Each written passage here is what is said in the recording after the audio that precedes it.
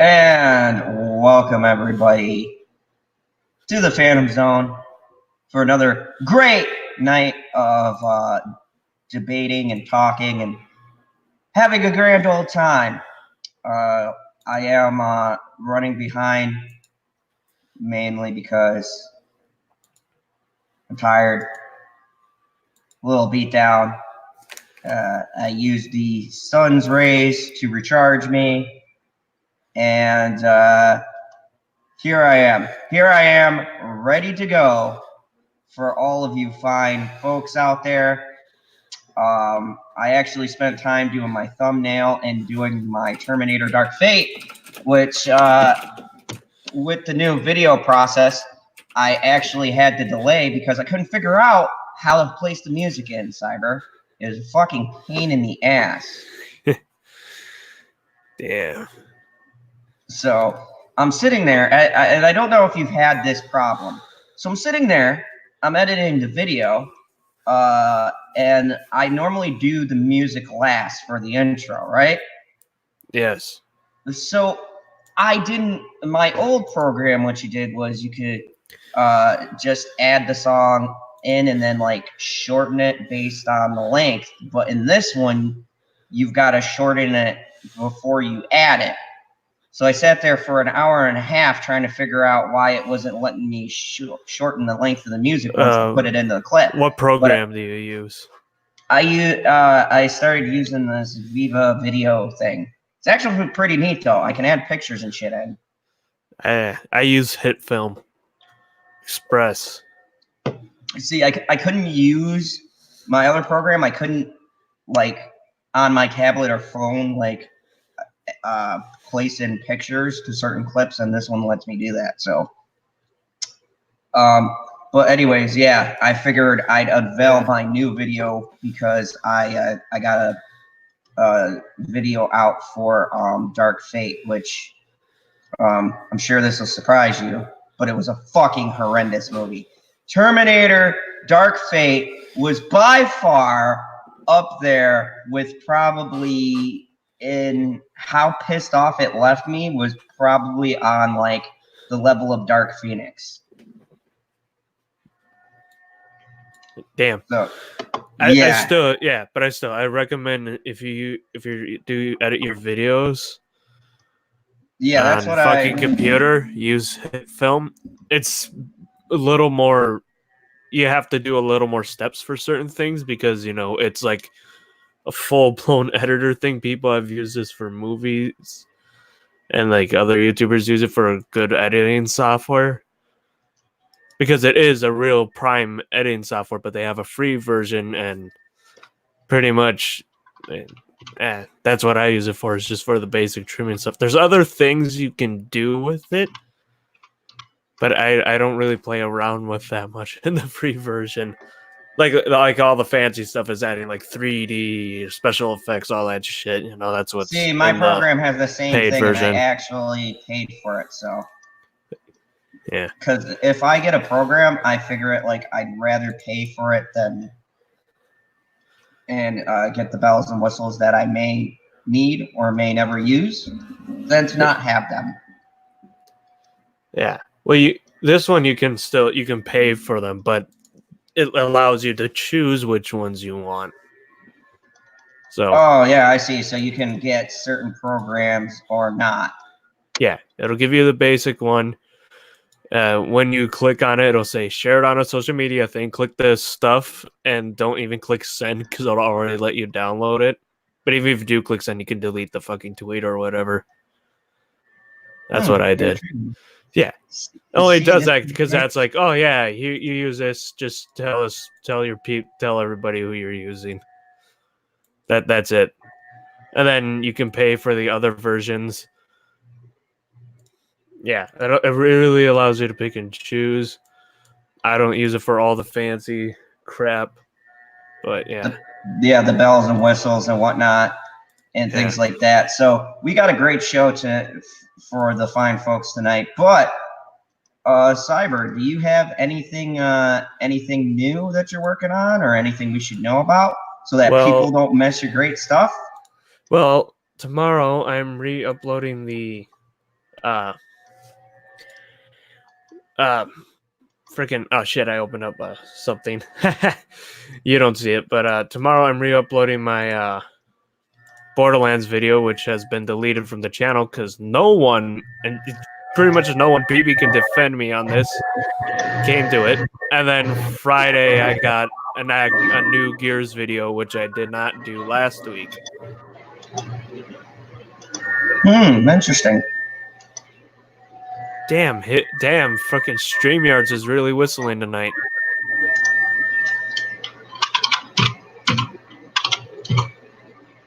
Interesting. Yeah. Yeah, that's what I got. That's what I got for the week. I'm re-uploading the Borderlands video tomorrow and then a Gears video. And I'll be uploading that to my channel after the stream. Awesome. So Borderlands video. And you know what? I think people should join that because Borderlands is a very fun game. I like it. Yeah. Lots of cool stuff. So yeah. And I find it funny that last one didn't do well when it's the exciting one, and the one before that did way better, and it's not really the exciting one. It's so stupid. I hate YouTube with this shit, with the algorithm. It's like, oh yeah, here's your not exciting one. We'll promote the shit out of that. And then your exciting one, we're not gonna do shit for. Yeah, that's what happened to my gear. That's what happened to one of my previous Gears 5 video where I edited a lot of little fun things at the end. You know, did a decent transition. And I gotta say, and then not many people watched it. I don't know what the whistling is because I have my headphones in. So yeah, there's no speakers playing in the background or anything. No, there shouldn't be any feedback because I have my headphones plugged in. Maybe your mic is just maybe your mic is just dumb. My mic is on the computer, so or maybe it's picking up the fan. The fan is off. Oh, like your computer fans. Oh, yeah, that could be a strong possibility. Yeah, that's what it sounds like. Interesting. So, you know what? We're still going to roll with it. Yeah, there's a slight whistling. I apologize, folks. But let me get to something interesting. And this is a topic I wanted to share with while you and me are just hanging before the late night crew comes in late. There's the oxymoron in that. What up, Fights the Zombies? What up, Mark F? PB, I know you got guests, but get your ass in here. And Butterfingers and, of course, the Senate. Hello, all. I believe I hit everyone. So. Yeah, I told PB he has guests, and I told him to tell them to get the fuck out in the chat.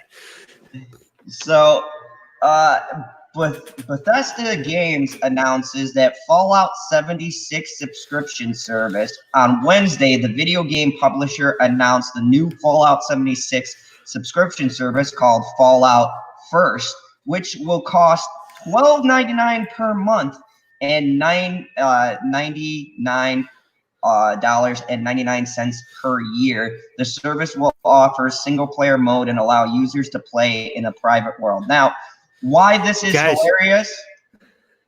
Yeah, this is why it's hilarious, because this is how it went down. Guys, I have an idea. You know how people paid $60 for that game last year and some paid $100 to get a nylon bag?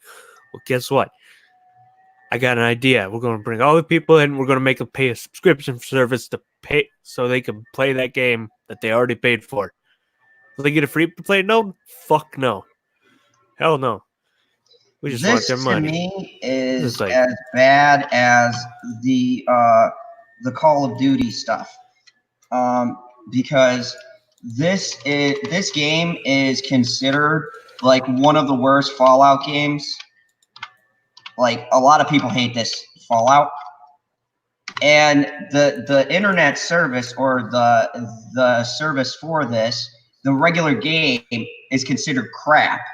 And now they want to charge you a service fee to play online for a shitty product. I don't understand it. Buy Skyrim. you know what? That's the meme, man.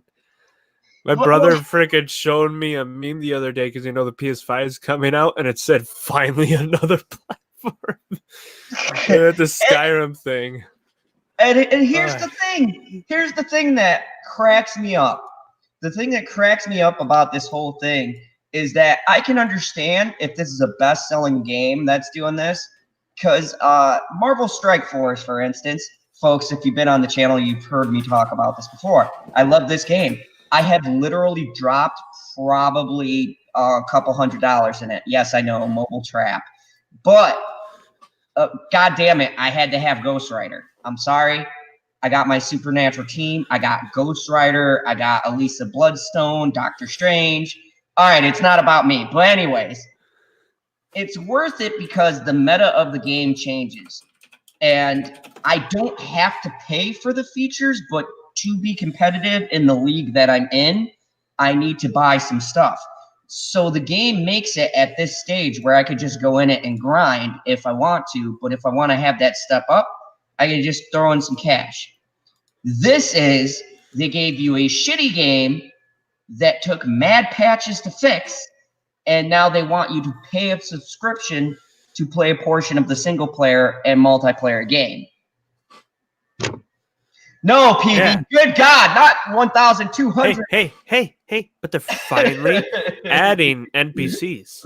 They're finally adding NPCs into the world. NPCs should have been in the world. How do you make a game with no NPCs? I mean, I know it's like supposed to be the first people to come out, but it's like even the original game, they could have just added ghouls, right? Like, And how hard was that? It's just all the NPCs could have been ghouls. It's like, oh, look, this is what happened to the people, ghouls.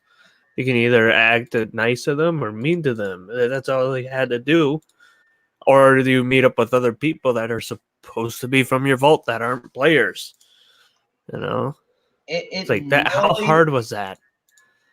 It astonishes me, Cyber. I mean, and why I like bringing up the video game aspect, because I know you're from the video game part, and you know a lot about this shit. And here in fandom, a lot of people think that it's just the movie part and the TV part getting fucked over. But video gamers, you guys have been getting fucked over pretty consistently too. Yeah, The it's been a lot with this recent generation.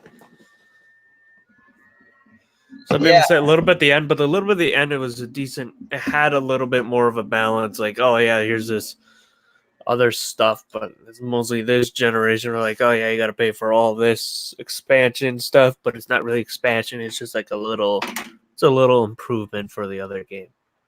I like what Mark F says. He says, no, it seriously does. It's been decompiled and IR referenced dragons and crap. They just cut and pasted and changed some stuff. That's why it's buggy as fuck when it came out. Totally half-assed game. I couldn't agree more, Mark F. And also, they refused to use a new engine. They even said that, like, oh, all the modders and stuff are used to the old engine when they're making the new Skyrim game. Use a because they're making a sixth one. It was like, use a goddamn new engine. Use the last bit of it for Fallout 4, which was fine. That would be the last, and then you use it for Fallout 76. That should have been a new engine. And that's what you should have done. You should have made that promoting the new engine, new game. Well, here's but you didn't, and you use the old engine, and you're still saying you're using the old engine for future games too, which the engine belongs in the previous generation. Get a new one for this generation. And that's just it. You know what it is, Cyber, that I think these companies, they want to release this shit every so often, right? And what's easier to do? Copy and paste things, keep an old engine, or create a whole new engine and build a whole new world takes more time, right? Yeah. But at the same time, they can do with whatever new engine they created, they can do what they did with the previous Fallout. They can carry this over to the next gens and not have to worry about creating a new engine. So for the life of me, why the fuck wouldn't you want to just put effort into this supposed new game?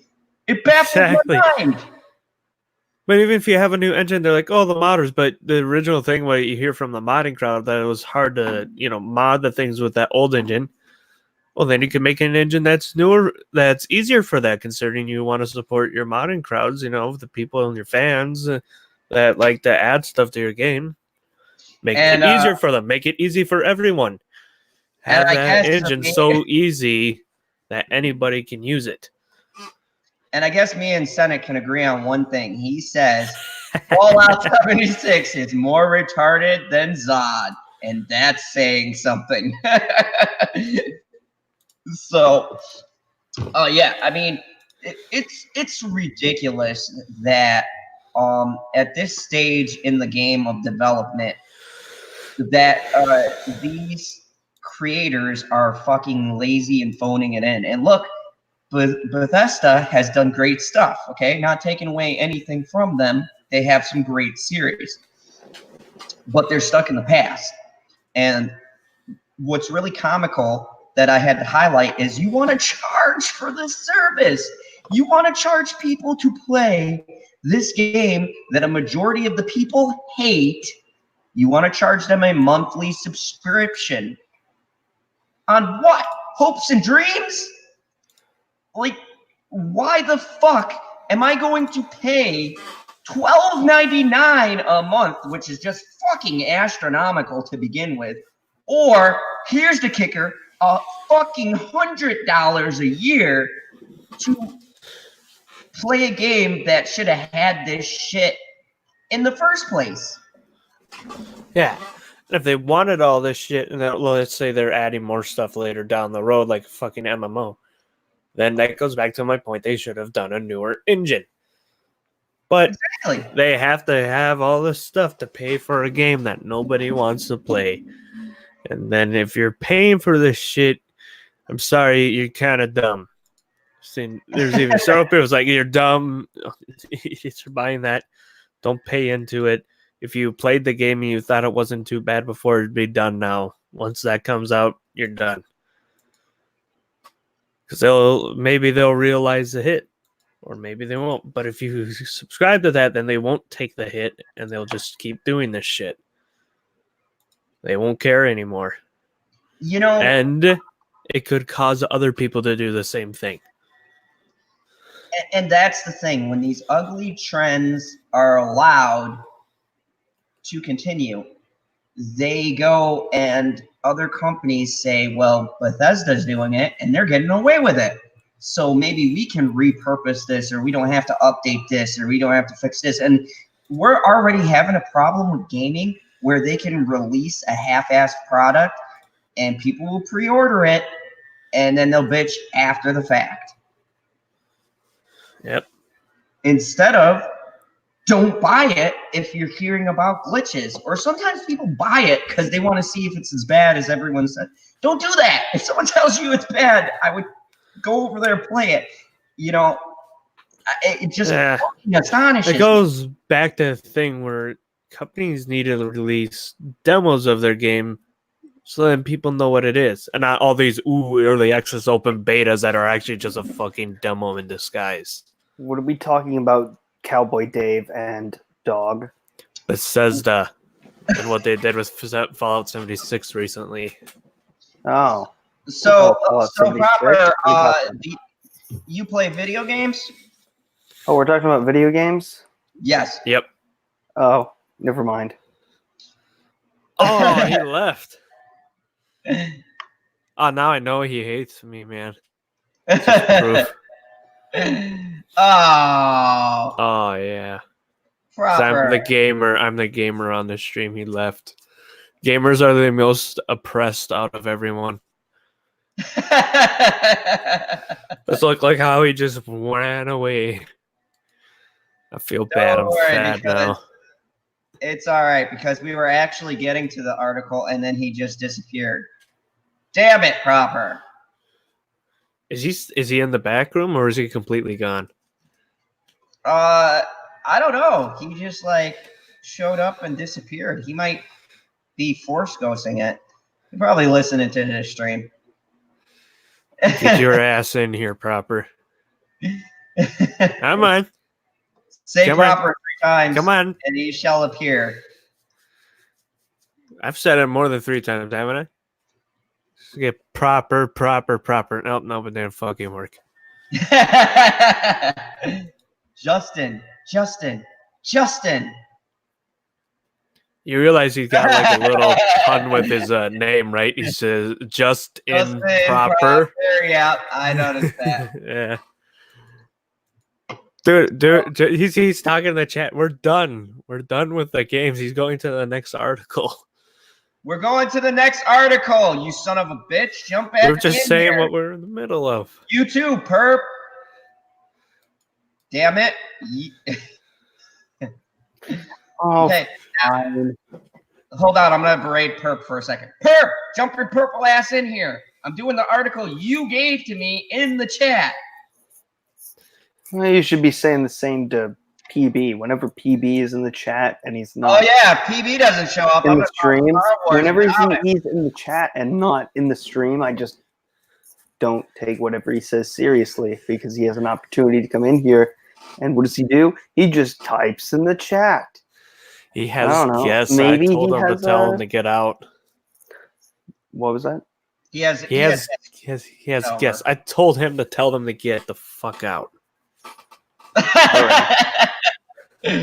So, proper. I know that on your channel, much like me, you cover some ridiculous stuff. So actually, yes. And by the way, before we get to that, thank you, Cyber, for showing up in the premiere. That was. What did you think of that? If you were to rate it out of 30. Yeah, 30. I was gonna do out of 10. I was gonna do out of 10. Why can't I do out of 10? You can do it out of 9 if you want. No, once you get monetized, they get like a big head, and you stop rating things 1 to 10. You go 1 to 30. Yes, What? exactly. No, I was just having fun with it. I was having fun with it. Well, if he does okay, 1 to 1, out of 10, what do you think? 8. You thought it was a solid 8 out of 10? Yes. Oh yeah. Yeah, it was Grandparents React to Cecil. Would you like to watch it? That's funny. I'm actually not now. Obviously, you know what? I would love to, and I wouldn't mind watching it actually on air, but we'll save that for our closer. Okay. So I don't think I'll be awake that long, but let's do the first article by Perp. Let's do that instead of looking at your Inception thing. Looks like you hold a mirror to a mirror. And you see yourself forever. I'm just warning Perp now that his article is next. So if his ass ain't in here, I'm talking about it without him. So, Mattel unravels the scariest fucking thing that I ever seen, or unveils. Mattel unveils BTS minifigurines. If you guys don't know who BTS is, some shitty K-pop group. Yeah, K-pop What's group. K-pop? Shit. It's Korean pop music. I explained what it was in one word. Dude, that was a joke. But anyways, more importantly, this is a weird phenomenon because these guys actually somehow have become big here in the U.S. Yes, that's what happened. Yeah, that was after the fucking Olympics. No, it's not unfamiliar. I mean, you had Gangnam Style. No, these guys Gangnam Style, not Gundam Style. No, I forgot about those episode 1 memes after that song, Gundam Style. Gundam Style. I love that. No, but these guys pretty much started getting big after the Olympics. And they also, I actually did get to see them live, but it was at the AMAs a couple years ago, and oh my god, like the amount of Asian ladies in the stands who were just like, like, ugh. I was just like, wait, hold on a second. You know, I was just like, you just said the magical word. You there know, were Asians. Was there? You know what? Yes. You know what really pisses me off the most about this group, though?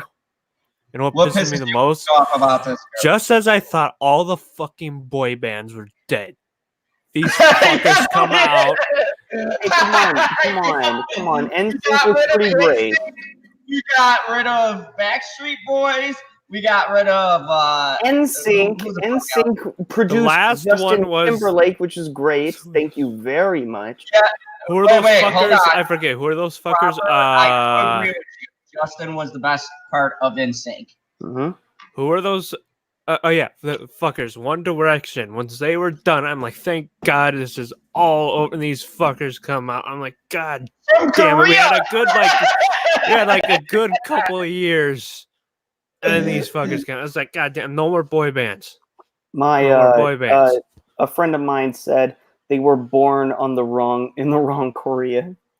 I will only. This wouldn't have happened. I will only accept boy bands if they actually can play all their instruments, like when they're singing, like the Beatles, right, or the Monkees, or you get all that shit. That's the only way I accept it. That's when you're an actual fucking boy band if you can play instruments and sing. Otherwise, you're just a dance group. Okay, it's a dance group then. What's the problem? Fucking annoying. Really quick, guys. You don't like it because of something you don't like. You're triggered by it. No, I'm not triggered. It's just shit because it's not real music. I like real instruments, not computer generated noises. Yeah, all the but time. computer generated things can also be performed by humans. Pushing buttons, I know. Yes, I know. And then just sitting back after. There's still a feel to that. We can get into this musical debate too. I actually had this rebuttal given to me, and I was like, "Oh, well, you might be right about that." So, I just wanted to, I don't know. We can have back and forth. I don't like going and watching somebody's expensive laptop. Yeah, I mean, these guys are performance, but never go to someone's expensive laptop. I will say that. I will say though that it is very interesting that we've gone from DJs being the guys who played our high school proms, and now they're doing stances in Vegas and touring the world. Remember when DJs actually did shit? Oh yeah, the Chainsmokers I say is the worst concert I've ever seen. You know, I was there because it just was an annual thing in my college.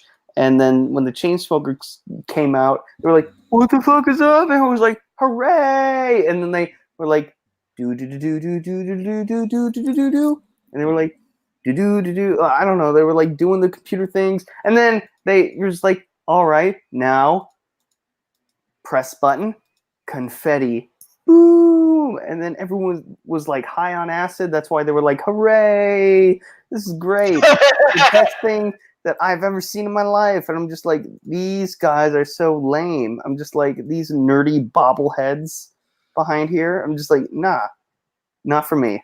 So I get you. Are the drugs better nowadays then? If that shit's really entertaining? Yes. Yes, I'm telling you. Yes, the drugs are stronger. They are much stronger. When I was back in but the OG ones from the 60s are great. I will tell you that. According to we all know the drugs back in the day were great. Yeah. All right, hey, panel. Yes. Chill out for a second. We got into a good talking thing to get away from this article. Yes, we don't want to talk about this.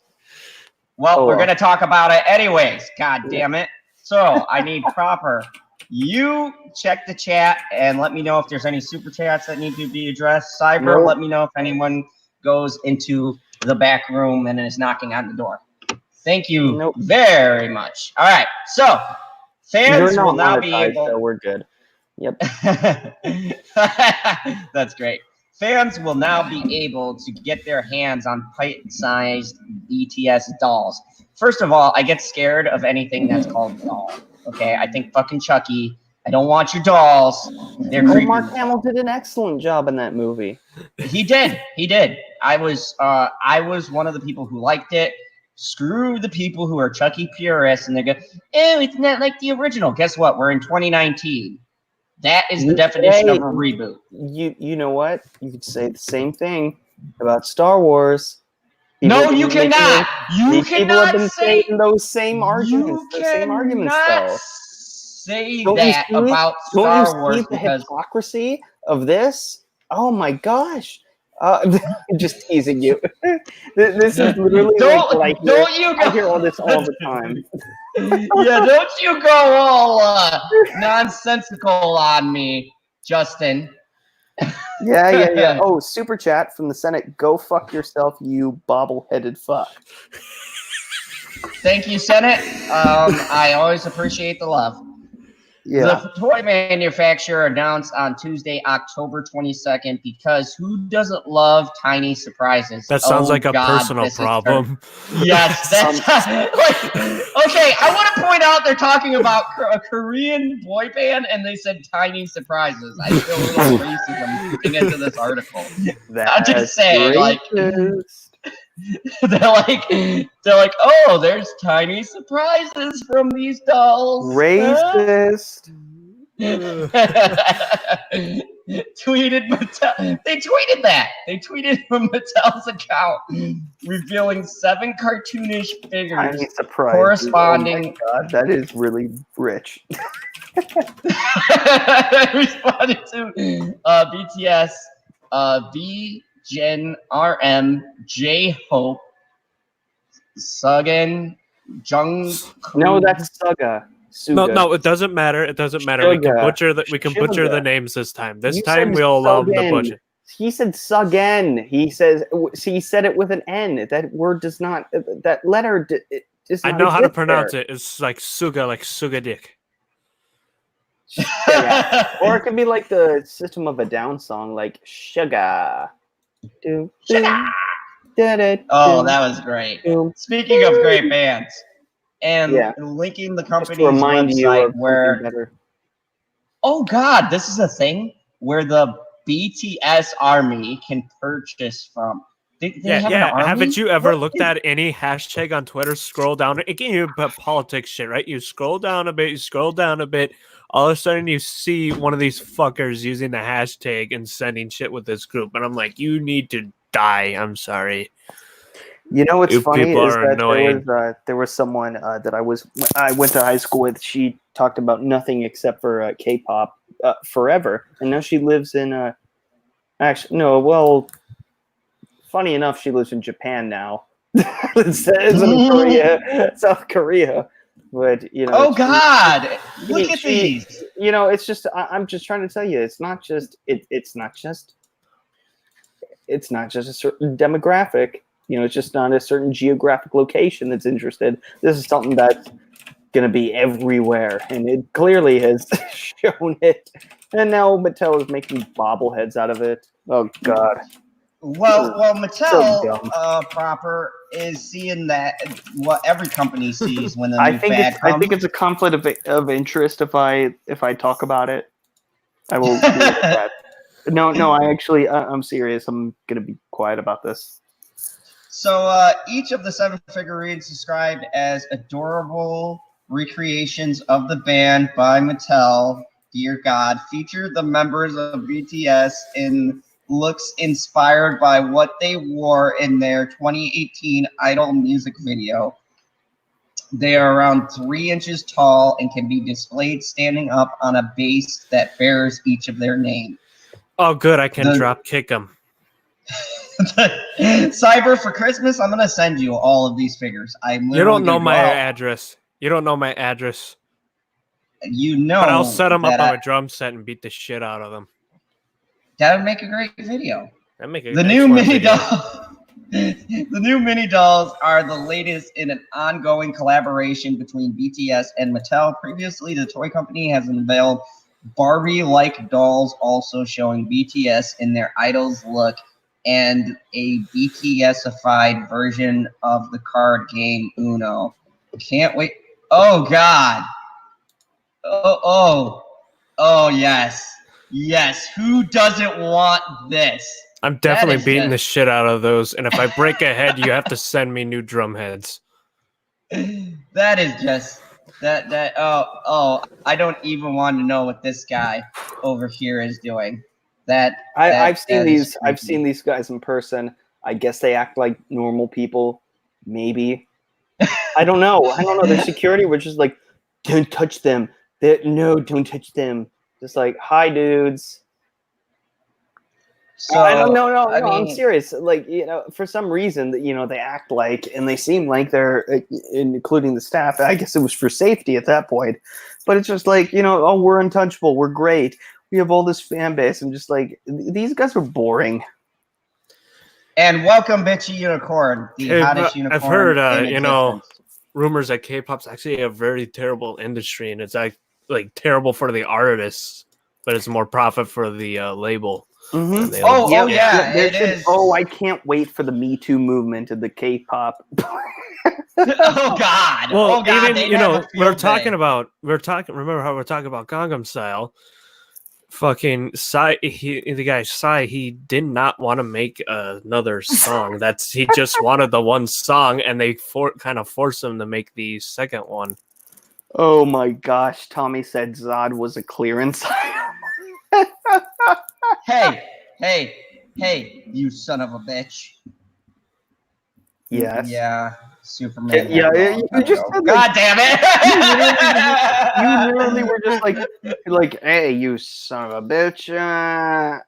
Okay. Yeah. I got nothing. Damn it. I'll tell you what, though, Zod. I mean, you want to send me that shit. I swear, if I get like monetized, I will open a PO box. But for now, nah, fuck it. Good, for now, fuck it. I'm not at that level. Do it beforehand. I don't have the money to keep it open right now. Okay. By the way, I wanna just point out something. Bitchy Unicorn's thoughts are #MeToo. I mean, I need fucking money to get a PO box, guys. To send you these, I would open you up a PO box. I will do it. It is for the sake of a joke. And there's no great length. I wouldn't go for a good joke. No, I don't want to see Dumbledore's army. What the fuck? Dumbledore? Okay. Dumbledore's army. Okay, so why not? No, I like that, but it was in the way of the article that I'm getting to next. But before we move on, Justin Proper, you've got some knowledge about this. Would you get anyone these terrific BTS dolls? They're not really dolls. They're more pops. No. I don't have a daughter who's Asian, so no. I don't. No. In all seriousness, though, I don't have a kid. So no. I mean, why would I buy any of these? For Proppers living the life, no kids. Hey, hold on a second. I'm doing the same thing too. Well, it's not because of the lack of options or anything. It's just I don't have kids. Nothing wrong with that. Wait a second, I gotta address something. Bitchy, I noticed you and I put up your chat, okay, woman? I'm not gonna just sit here and backtrack through. Shut the fuck up and just handle this later. You two know each other in person, so you can deal with that. Yeah, no one knows me in person. Notices you all the time, so shut up. Justin. Sorry. I'm sorry. Justin, I wanted to get your thoughts. Yes. If you had to guess, this guy saw Terminator Dark Fate. If you had to guess, how did you think my viewing experience went of the movie? Oh, you've seen it? Oh, yeah. Yeah, I've seen it. It's shit, isn't it? I gave it a 5 out of 10. And the only reason it got a 5 was purely because the people who physically act in the movie were decent. Even the Terminator guy. I give him credit for the fact that he had a lot of influx in his acting. So can you give me spoilers afterwards? Yeah, but I mean, I'm not spoiling anything for you. Everything you see in the trailer. They destroy the enemy Terminator by the end of the movie. Hey, I spoil. Oh, damn! Shoot. No. I can't spoil it. Arnold dies. Edward Furlong is just a boy for a second, and he dies. John Connor's a failure because he's a white male. Let me guess. Because they're white men, John Connor and Arnold are pushed aside for the new characters, for like the Ray syndrome of like, oh, this dyke is clearly going to be amazing. Actually, that stuff is not really in the forefront. It's more, the politics is more about the border than that, actually, surprisingly. Wait, Oh, so they got to kick the Terminator over the wall. About immigration? The whole movie's about fucking immigration? There's a big plug to immigration, yes. No God wonder they liked damn it. that and hated Rambo. No.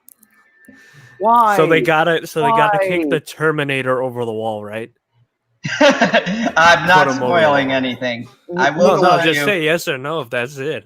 I will tell you, if you want to see a bigger dumpster fire than the Rise of Skywalker, I'd say the Terminator is probably going to be the worst movie, and Rise of Skywalker won't even come. Actually, seeing the Terminator gave me more hope for Rise of Skywalker, because I go, nothing can be worse than this.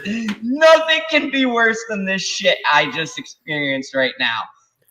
Rise of Skywalker, literally, J.J. Abrams can come on screen, give us the finger, and take a big shit. And that would be more entertaining than the Terminator one. I will stand up, I will clap, and I will go about my way. Oh, by the way, Lee, Zod, can you send me a Joker poster when they stop getting hung up in the theater? Yeah, DM me, but I can't guarantee you that I'll get it. But there's a high Bitch, I want that. probability. Bitch, I want that over the fucking figures. There's a high probability that I heard. might be able to get it, but I can't guarantee anything just Get one of them. because. I don't care what you get. You can get one of the big, statue things that they have. Do you realize how many people are literally going to be stabbing people for that poster? Like, I'm fully expecting to lose a couple of new people because the staff is gonna like go gladiator style for these fucking posters. They already started. You just get one thing, and I don't know. Name your price. I don't know. I will pay for the shipping. All right, I'll talk to you after the show. I want this poster. That's it. I just really want the poster because I can't get the fucking costume. It's too high in demand. I don't know. Yeah, I'll. You might want to improve the lighting in your thing. Anyways, what were we talking about? So, Justin proper. I know everyone's going to be doing Terminator reviews because it's been the big thing. So, what is your predicted score you're going to be giving it? I can't say because I'm not highly invested. I've seen 1 and 2, didn't see the other ones because it's been a very, very, very long time. Actually, you know what? I don't even think I've fully seen the first movie. I've only seen Terminator 2, and I saw the end with the thumbs up, and then Arnold dies, and it's pretty great. And then Arnold comes back for some reason, and he has, gray and white hair. I don't know why. Apparently, these droids age. But to be quite honest, how they explain that, like his storyline probably was the best in the movie. That was the one redeeming quality, and anytime Linda Hamilton was on screen, is he gone? Is he gone? Like, is this hold on, let me rephrase it. Will it be? Is this the end? Depending on the box office. That's all I'm gonna say. It's gotta fucking die. Someone kill Terminator, please. Please, just like the Sonic franchise, kill it. Cameron has been promising this shitty Avatar movie for, I don't know, goddamn well over a decade of these stupid blue people. And now what we will have is what, like, like 5 or 4 or 5. No, it was like 4 Terminator movies for every Avatar movie that comes out. I'm like, Jesus, just get the fuck on with the Avatar movies. Like, focus on that. Like no one cares about Terminator more.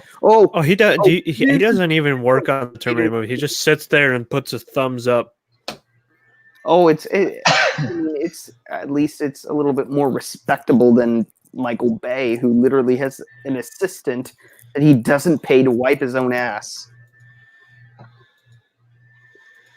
Dude, So, all I know is the Avatar movie, franchises- the second one won't do as well. It was funny as hell. Is I saw people like, "Oh, it's going to do way better than Endgame." I'm like, bullshit.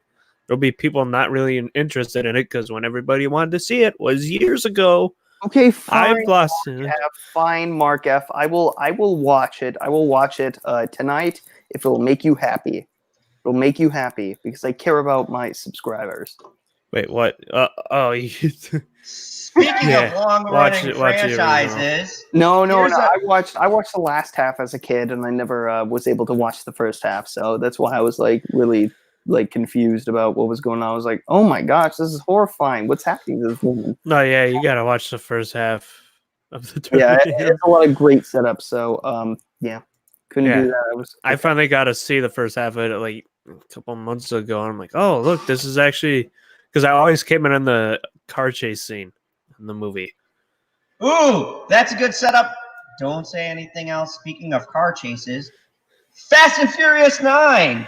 Oh, look, another I'm a trash fan. musician. Oh wait, they're not a musician. It's Okay, just whoa, sing. Cyber! Don't ruin my setup. I will. So I can.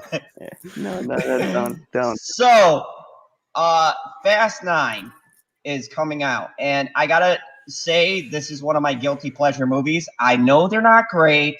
I know they're just a bunch of women walking around and shit blowing up and Vin Diesel and cars. But goddamn if I don't enjoy every single one of them. Now, really I'm not do. sure how I feel about... You really do. I don't... Each and every... I really do. You don't think... Each and every one. You don't think that number 7, which was the Paul Walker is Dead movie, like that didn't... Like, it pulled at your heartstrings, but like, come on, that was the end. Come on, that was the end. No, I loved the ones after that. I really did. I thought Do you realize that movie franchise was on a down spiral until Paul Walker died?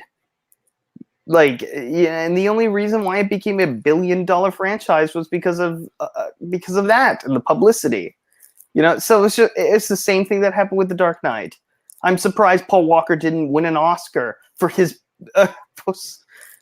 for dying on set. For dying. Yes. Exactly. No, he didn't die on set. He died. Well, he didn't literally die on set. No, they were still recording when he died. No.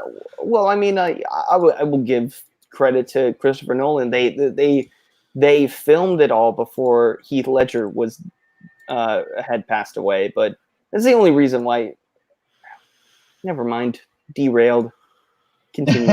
No, but I get what you're saying, and yes, my watching this has nothing to do with when he died. Who the fuck is Cardi B? So shit. Cardi B is trash. She's a terrible rapper. She wants to be Little Kim. Oh my god, is she Nicki? I thought she was Nicki Minaj. Oops. She wants to be Nicki.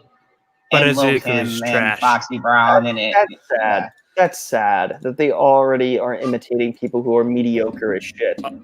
Don't worry, the Grammys. Remember how woke the Grammys got? They made sure to give her one. Wait. I'm like, you're trash. Nicki Minaj. No, I'm talking about this person. They gave Cardi B a Nicki Minaj transvestite. No, I was talking about a fucking Grammy. They gave her a Grammy. They gave Cardi B a Grammy. Yeah. Yes. Yeah. Why? I don't know. Why? I'm like, holy shit, there's a lot better singers out there that are female than this. Led Zeppelin doesn't have a Grammy, like an honorable mentions one, because, oh my gosh, we don't like quality music in in this shit. No, because it's straight white males. Oh, Motley No, Crue no, won no, the. straight white no, whale no, Grammy. Hey, you think that's bullshit? Motley Crue won the fan vote to get inducted into the Hall of Fame, and the Hall of Fame won't put them in. Wait, with the Rock and Roll Hall of Fame? Yep. Oh, that that's just my happened territory. recently, like a week ago. And Motley Crue won. Oh, that's my territory, and And I am pissed. and they did not go in. They didn't. They said they didn't put them in All right, because so all the fans let voted me- for them. Why? Let me- Because the fans voted for them, but they put Yeah. in fucking soy John Bon Jovi, like John Bon. Oh, John whoa! Hold on. John Bon Jovi has had John some Bon great hits. Jovi. Like, sorry, no. Okay, hold on. No, you can't say living on a Wet was great. Aside from that, John Bon Jovi, he became country. That was, I mean, After Have a Nice Crush, Day wasn't after country. Crush. He became country, and it was ruined. I don't know. I still go by his old body of work. But John anyways, Bon Jovi. Also the Guns N' Roses conflict that happened before, like the Axl Rose and John Bon Jovi kind of thing. It's just like, what the fuck, are we Bon Jovi? Like, no, we're not. We're not like those guys. And there was that, sort of rivalry, like Guns N' Roses over Bon Jovi any day, except for Rich Guns N' Roses. Guns N' Roses had a rivalry with everyone. I remember because they're they awesome. had a thing with They're badass. with Nirvana as well. Kurt Cobain. Oh yeah, had, and beef which with them one too. made it Remember out that? on top? Which one made it out on top? Nirvana's not Kurt- anymore. Nope. Nirvana is not a thing because Kurt Cobain died. Good. Nirvana. Do you know said by Nirvana Dave was- Grohl? Hey, no. Hold on. Nirvana was Stop. amazing. Everyone stop. Said by Dave Grohl, he said he'd give Nirvana 3 years if Kurt Cobain didn't kill himself. And I'm saying, could be like, if it true. wasn't going to happen that day, it was going to happen another day. Kind of like what happened with Chester Bennington. If Chris Cornell didn't off himself a day before I was going to see him, it would have happened eventually. But that's neither here nor there. Point is, Nirvana sucks.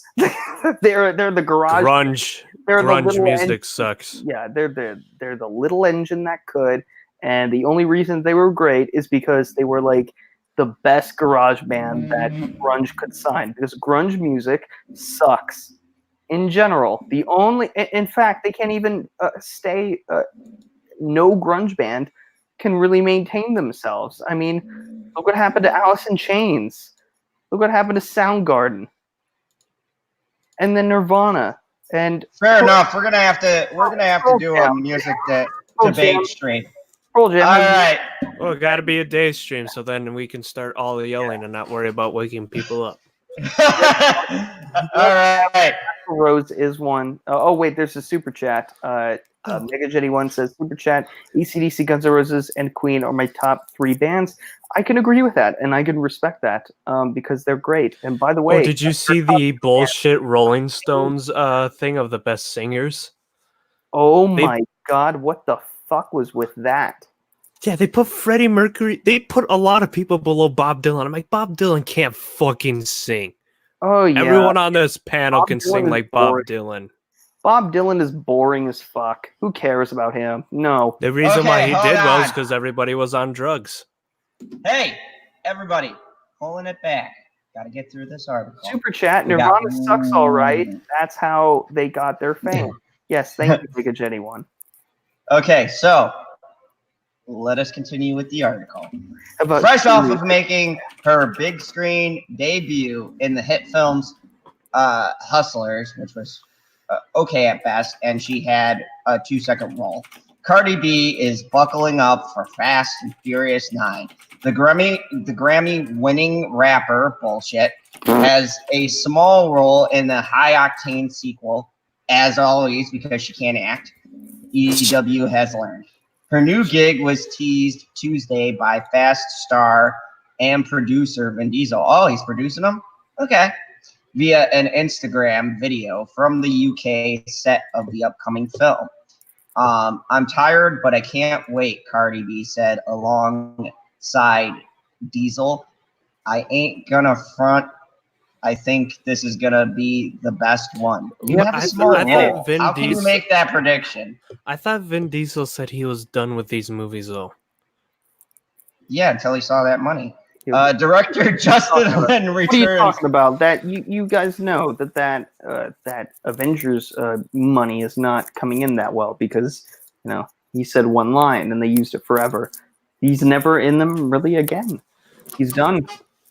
Actually, he's got another hero movie coming out that I'm looking forward to. Really? Oh, really? What are they going to do? Like, are they actually going to have him come No, it's him. Recording studio again? I'll show you. Yeah, no. I'll show you. No, it's one day's worth. It's not CGI. No, it's not. It's 1 day's worth of work. I am Groot. I'm Groot. Justin. I am Groot. No, it's not a Marvel movie. It's a different comic book movie. It's called Blood Squad. Oh, okay. I'm sorry. He's actually playing the lead hero. I'll show you guys a preview and tell me what you think. No. Have you ever played the game Crysis? No. Does it run Crysis? Come on, you don't know that shit? He's basically a cybernetically enhanced soldier person. I'll play it for you. It's pretty cool, but it's going to be R-rated. He looks like it was Jax from Mortal Kombat because he just has robot arms. That's what I thought. I'll show you guys the preview. But director Justin Lin returns. Go to the picture because your audio is not syncing with your camera. Hold on. I'll be right back. Refresh your camera because the audio is not syncing with the video. And I think I'm dying on my end because of it. Oh no.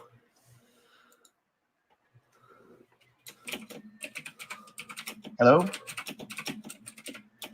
I can hear you. You're just frozen. Oh, I'm frozen? I'm just hoping I don't... There we go. I'm back. All right. Yeah, and your picture's delayed to the audio. Extremely. There we go. It should correct itself. So let's see. MegaJetty1 says, Super Chat. I think she's being asked to say this would be the best one. Michelle Rodriguez used her contract to get female writer on this one. Who knew that other shady stuff behind Fast and Furious? No, there's not going to be a female writer. It's going to be Justin Lin. He did the last two Fast and Furiouses, and Vin Diesel is the producer. So no, it's still a male-driven franchise. Cardi B is on there. I like the American Dad episode about Fast and Furious where it's actually just a bunch of gay porn. Then it gets all edited by Hollywood. It's like a really weird and stupid episode, but it's fucking hilarious. So let me show you guys something, and I go to YouTube. And while I'm pulling this up, Cyber, do you get into the Fast and Furious movies, or are you just kind of like, whatever? No, my brother did. He said they were trash after 3. I mean, yeah, they are, but I still, it's a guilty pleasure. Okay, people, it's a guilty pleasure. It's like Sharknado. You know the movie's horrible, but you just want to watch it to see how terrible it is. I don't even watch that because of shit. I watch it just because it's funny. I mean, I have nothing else better to do when those come on, and I'm like, well, let me just laugh at some really terrible filmmaking. They always make one for Shark. What's up, Stevie J?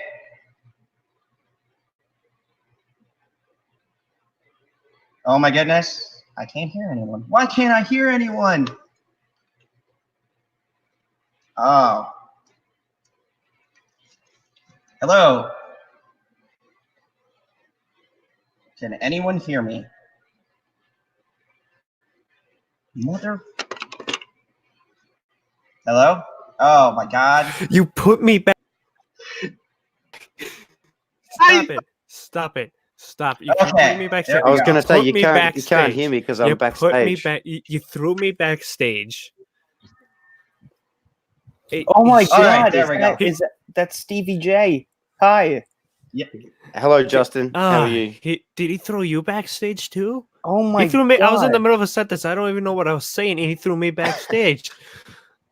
Oh yeah, Well, yeah. Well, he said did he by said hello to accident. me, and then I was like hello, but I looked down and I was still backstage. So. I was like, He threw "Hey, me Stevie outside. J." He threw me outside in the cold rain. At So least you got mean. fur. At least you got fur. So, can you guys hear us? Can Yes. you hear me? More Yes. importantly, Yeah. chat. Don't throw not me you. I know you backstage. can all hear. Yeah, it. unfortunately, I can hear you. I think they hear you. Okay, so I'm gonna get a live reaction for something that I'm excited about, and I want the panel's thoughts and the chat's thoughts. There is a new comic book hero coming out. This is one of my favorite comics. It's called Bloodshot. It's by an offshoot company from DC called Valiant Comics. I followed this a long time, and it's gonna be an R-rated, gritty as hell comic book adaptation, and it is starring Vin Diesel. He's getting back to his gritty R-rated roots. Yes, because Pun we know intended how for well Groot. Vin Diesel can act. I don't go to see a Vin Diesel movie on his acting. I go to see him like shoot shit and then say a clever one-liner. So I think Stevie disappeared. You threw him in the back room again, like they just threw me. No, I actually didn't throw him in the back. You sure? I mean, Yeah, I know I'm we pretty can sure. see it, but I'm just saying it because. All right, so Justin, you ready? Sure. I get Okay. to see a trailer for a comic book movie. Great. No. Let's go. Let's go. I'm super excited. Here we go. I'm gonna play this for everyone. All right, that's a great. Don't go shot. full screen. Do not go full screen. Get out of full screen. I don't want you to get claimed at all. If I get claimed, I don't give a shit. Well, I mean, if you get demonetized, It's just not demonetized, fucking like, annoying. It's just annoying. No, not like claimed. It could be like, be worse. Yeah. At RST, we'd rebuild the most important assets in the U.S. military. Soldiers. All right, Vin Diesel is in a large building in Afghanistan. Yes. With the technology in your veins, you have an army inside you. All right, so Stronger he's Iron Man. instantly. No, he has nanobots. All right, he's Iron Man. Now tell me, do you remember anything? Johnny Cash. Where are you going? I got unfinished business. I'm to find the man who murdered my wife. I am Groot.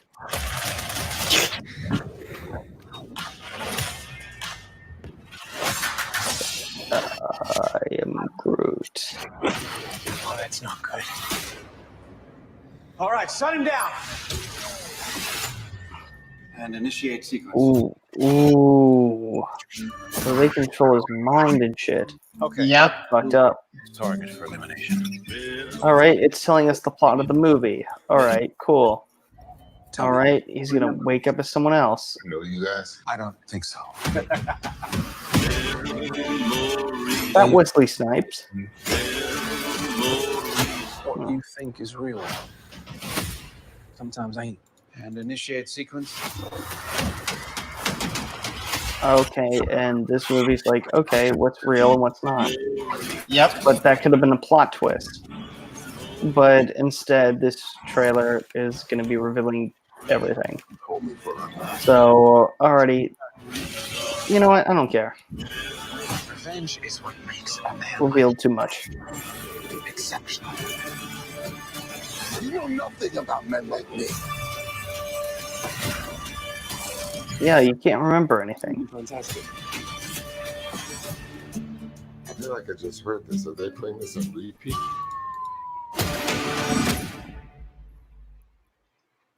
No. So, Nope. yeah, looks. Nope. Nope. He said rated R Iron Man, said Mark F. No, not exactly. Basically, Iron I like Man. it. No, he's got nanobots. Iron Man has a suit. There's a big difference. Iron Man can be Who cares? hurt. Who cares? I am Groot. I'm not going to see this movie.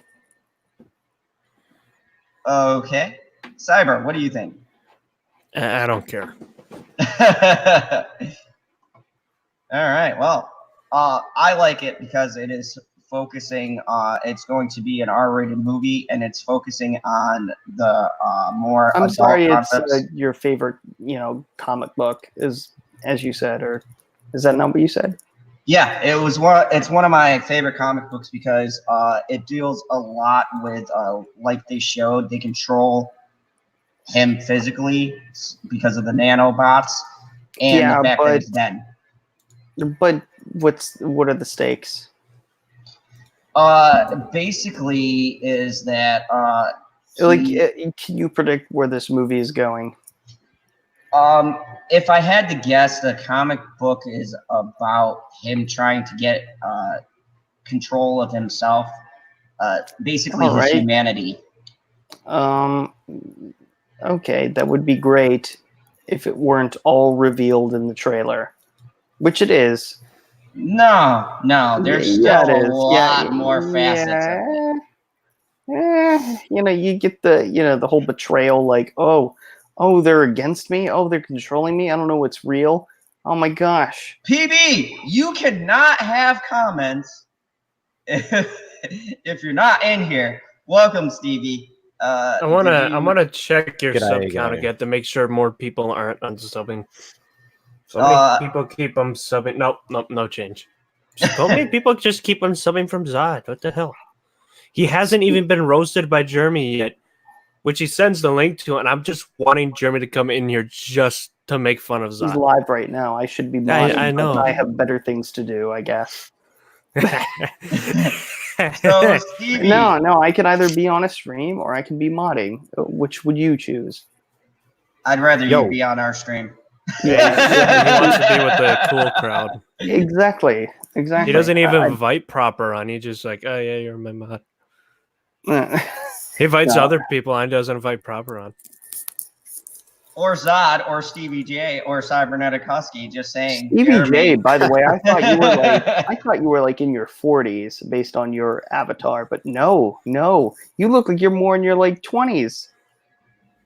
Oh, yeah. He well, looks thank you. better than his. He looks way better than his avatar. Well, You that's need the to update idea. your you know. avatar. Yeah, I'm actually thinking about doing that. I just haven't been bothered to do it yet, but I am going to update it. But thank you. I'm actually mid 30s, so I appreciate that compliment. Late 20s.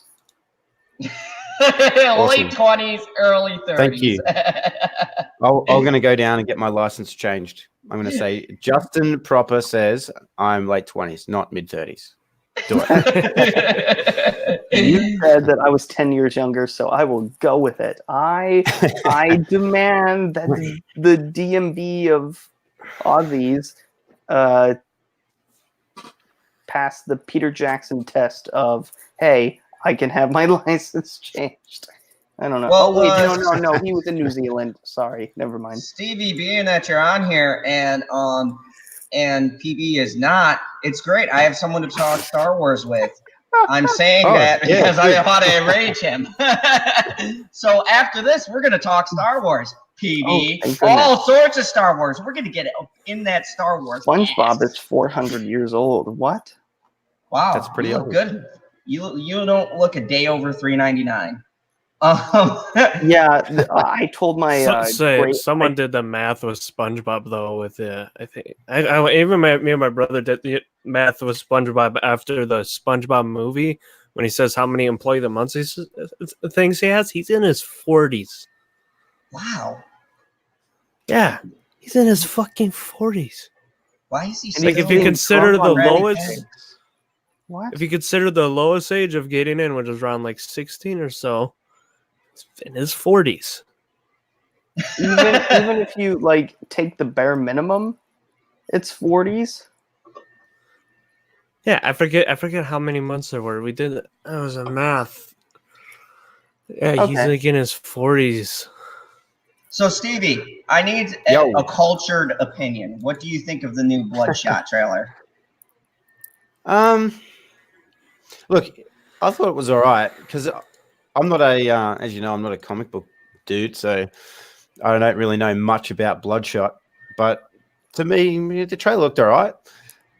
I think Vin Diesel's more suited to those kind of movies, like Pitch Black, you know, that kind of.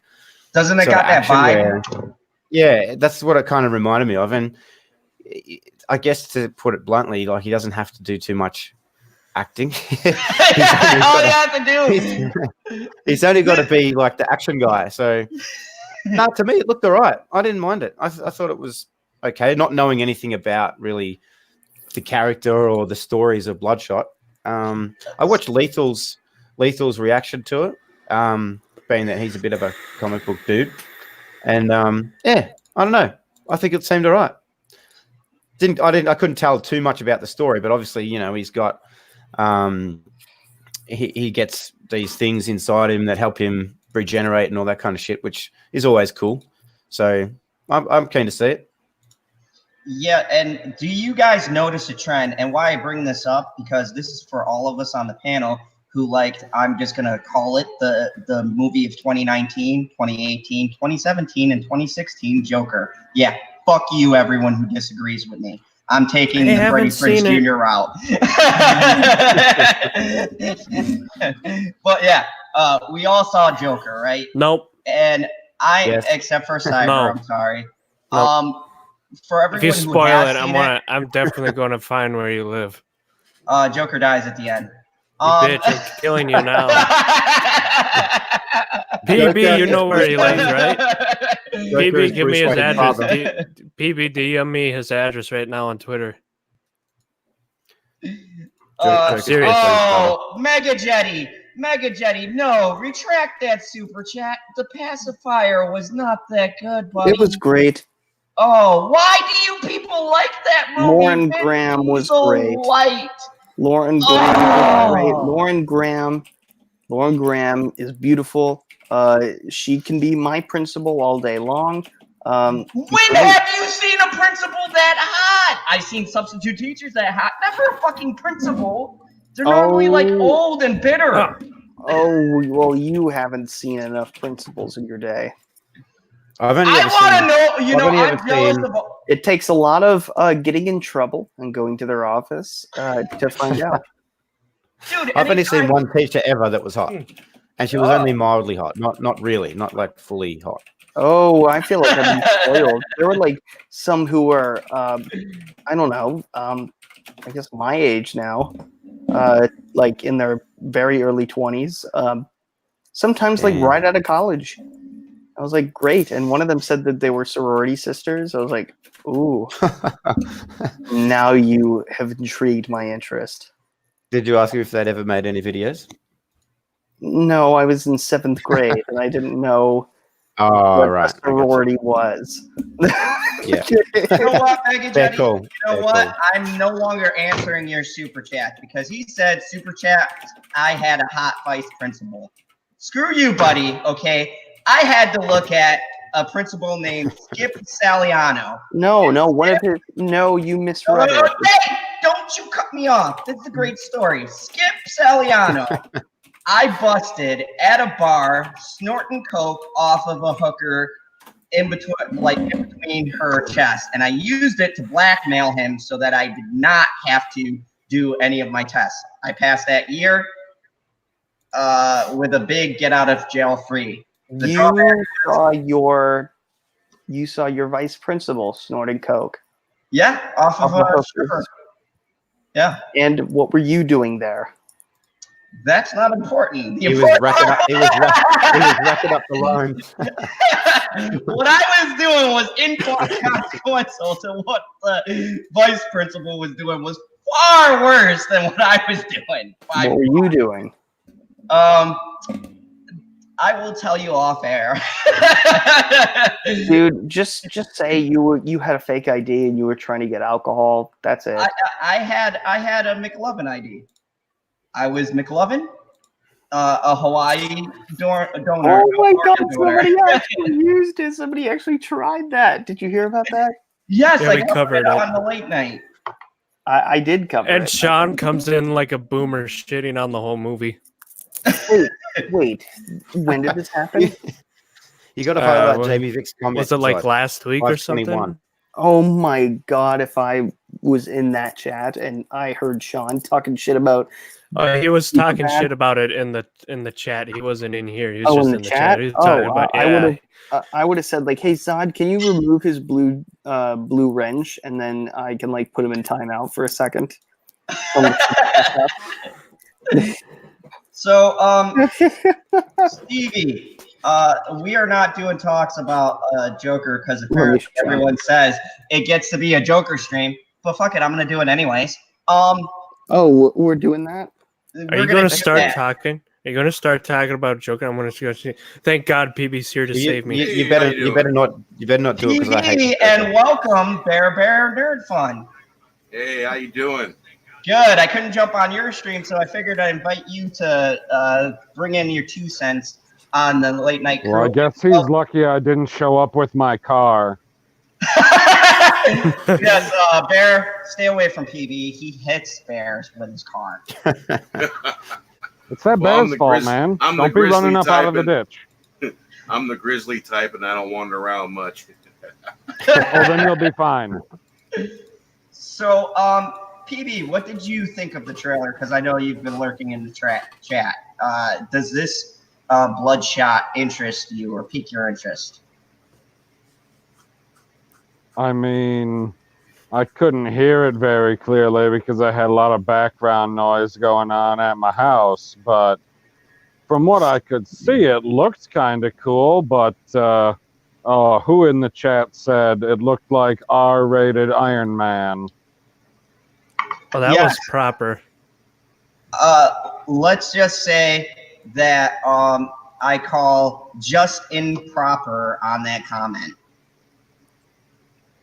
Yeah, I did it there in your name. Okay.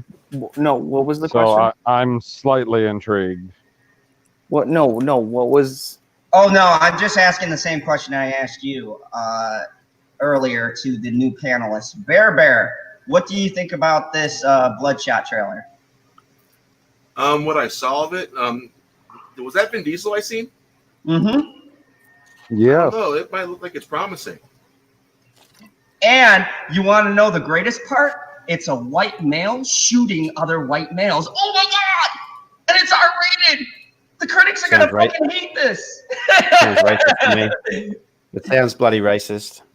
Well, if it's R-rated, it actually might be good.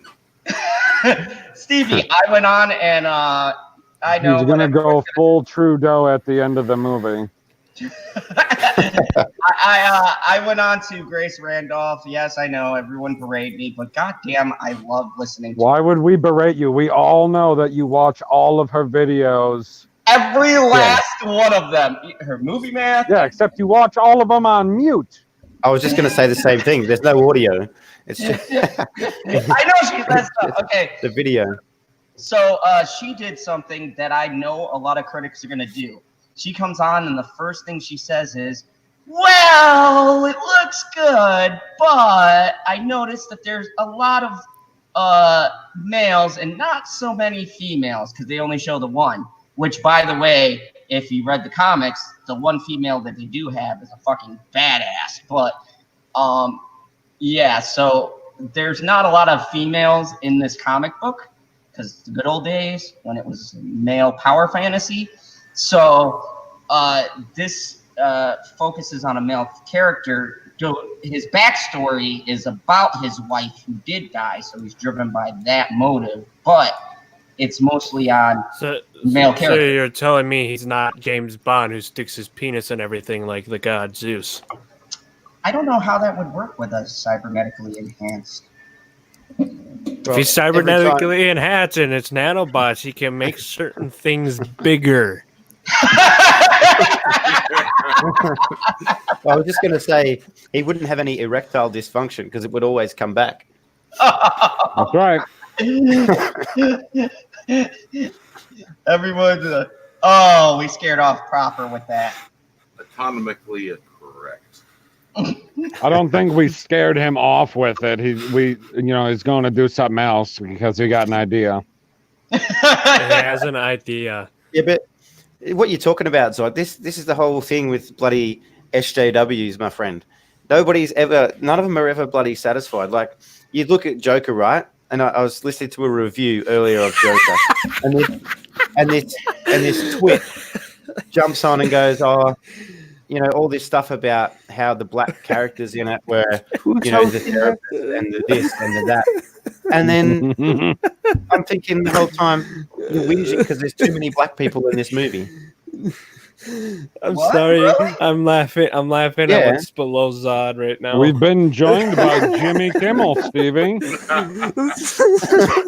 some reason, he has my fucking picture, you douchebag. I just have to say it right here, right now. Jimmy Kimmel, you're not funny. I know. I spend most of my time crying. Yep.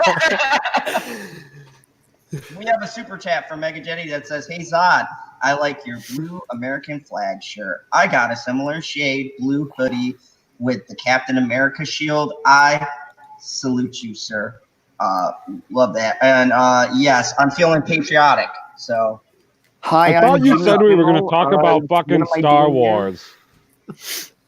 Yeah, I said that it was a trap.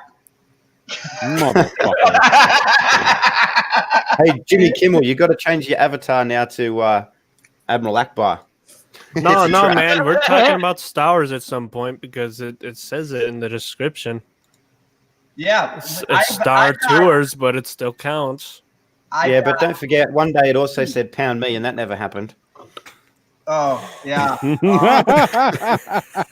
Wouldn't you hire a hooker or something? No, I put pound me too, and then I put that. Pound Bear never heard this one. So I get ready for a stream. It was about the Me Too movement. So I'm putting hashtags. So I put hashtag Me Too. Before I fucking started the stream, 16 dislikes and like 2 likes. And I go, holy fuck. And Matt's was on it. She goes, oh my God. She goes, did you see what he put in the description? And I look, and then it clicked, and I go, oh, it says pound me too. No wonder why I started with 16 dislikes before the stream even aired. And maybe because maybe 16 people just don't like you. That's it. How can you dislike this Dave Filoni hat right here? Easily. They're Kryptonian. You're not Dave Filoni. That's true. I am Kryptonian. You're baloney Filoni. So let's get to a super chat. Speaking of Star Wars, I got my PS3 hooked up to the internet with my PS4, and now I can get the DLC goodies from Force Unleashed 1 and 2. Enjoy, sir. They are. Oh God, I was ranting about, shilling about the PS2 version of the Force Unleashed. Was it last night, PB? Yeah, it was last night.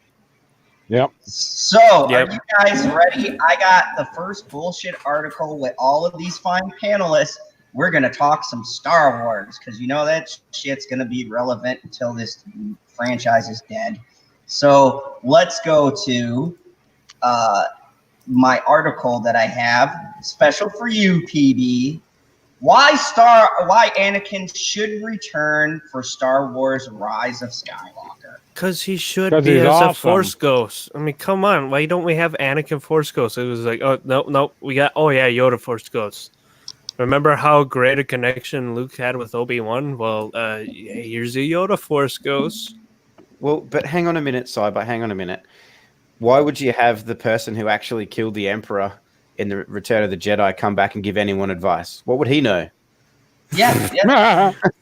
I mean, If anyone knows how to fucking defeat the dark side, it's Anakin, for fuck's sake. what do you think, Bear Bear? Yeah. Say again.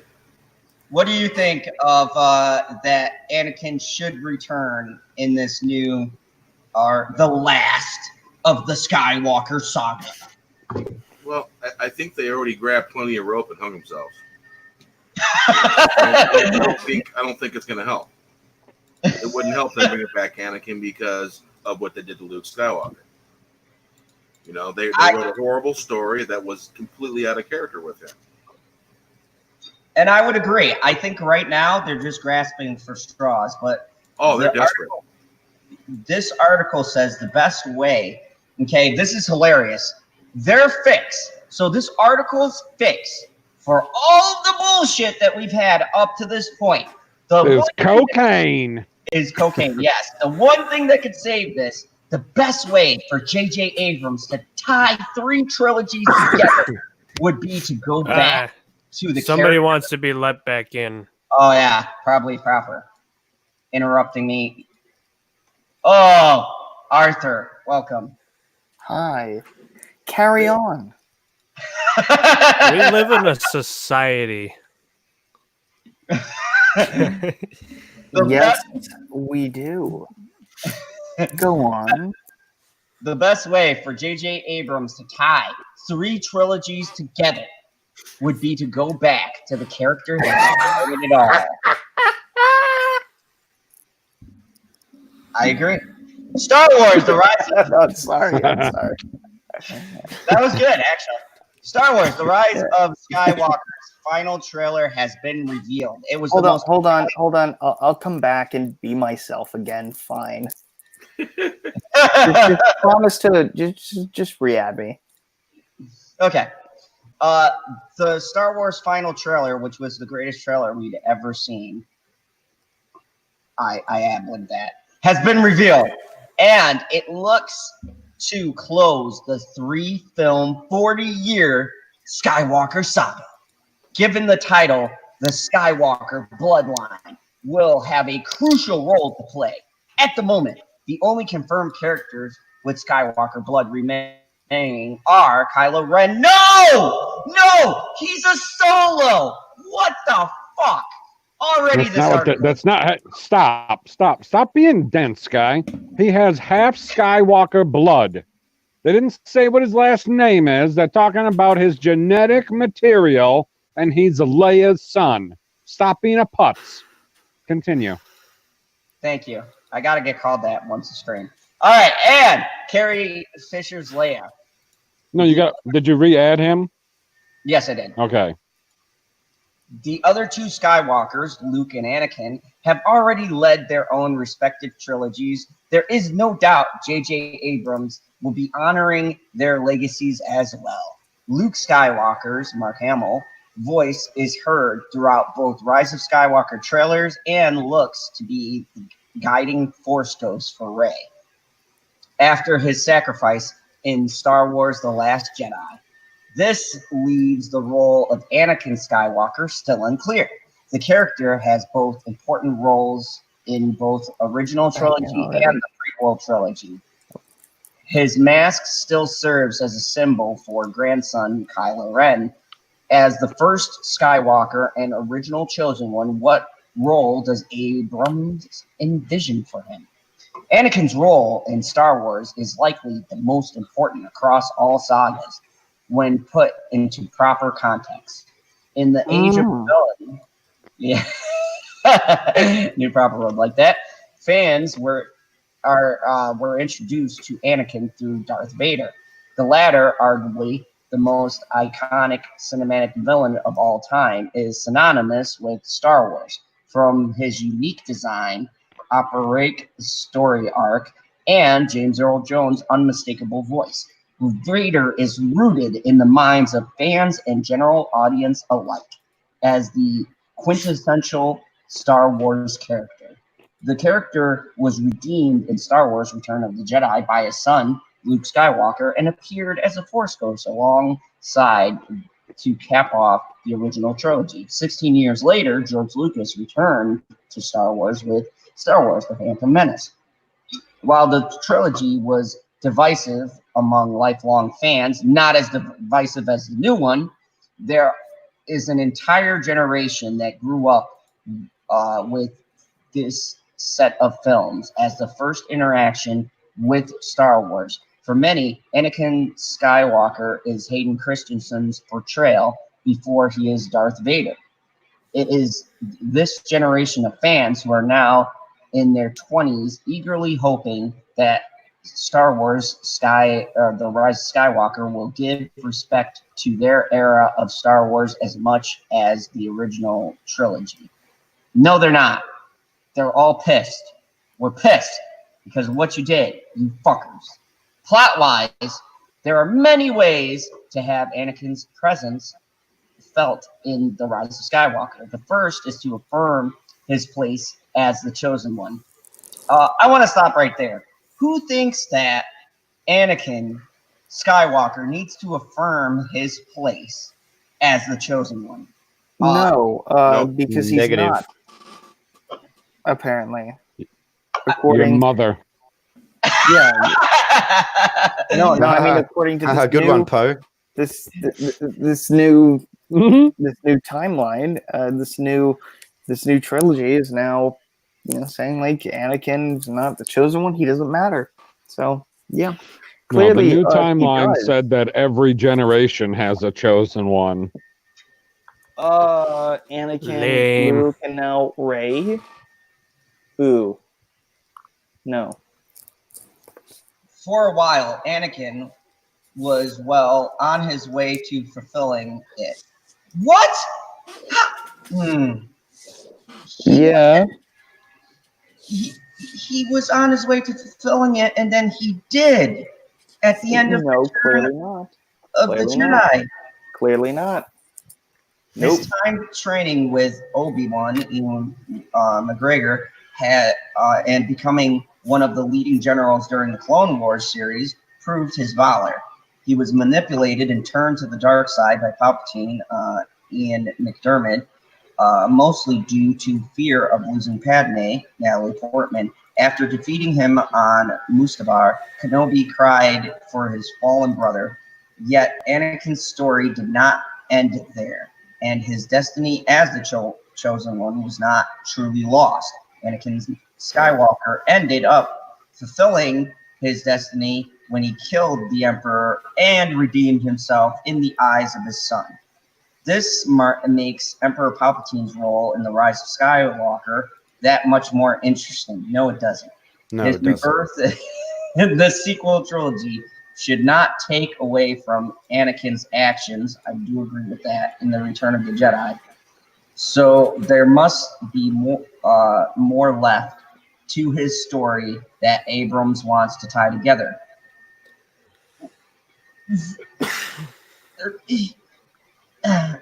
Okay. Yay, Wow. it's Ray. Yay. Perp's favorite.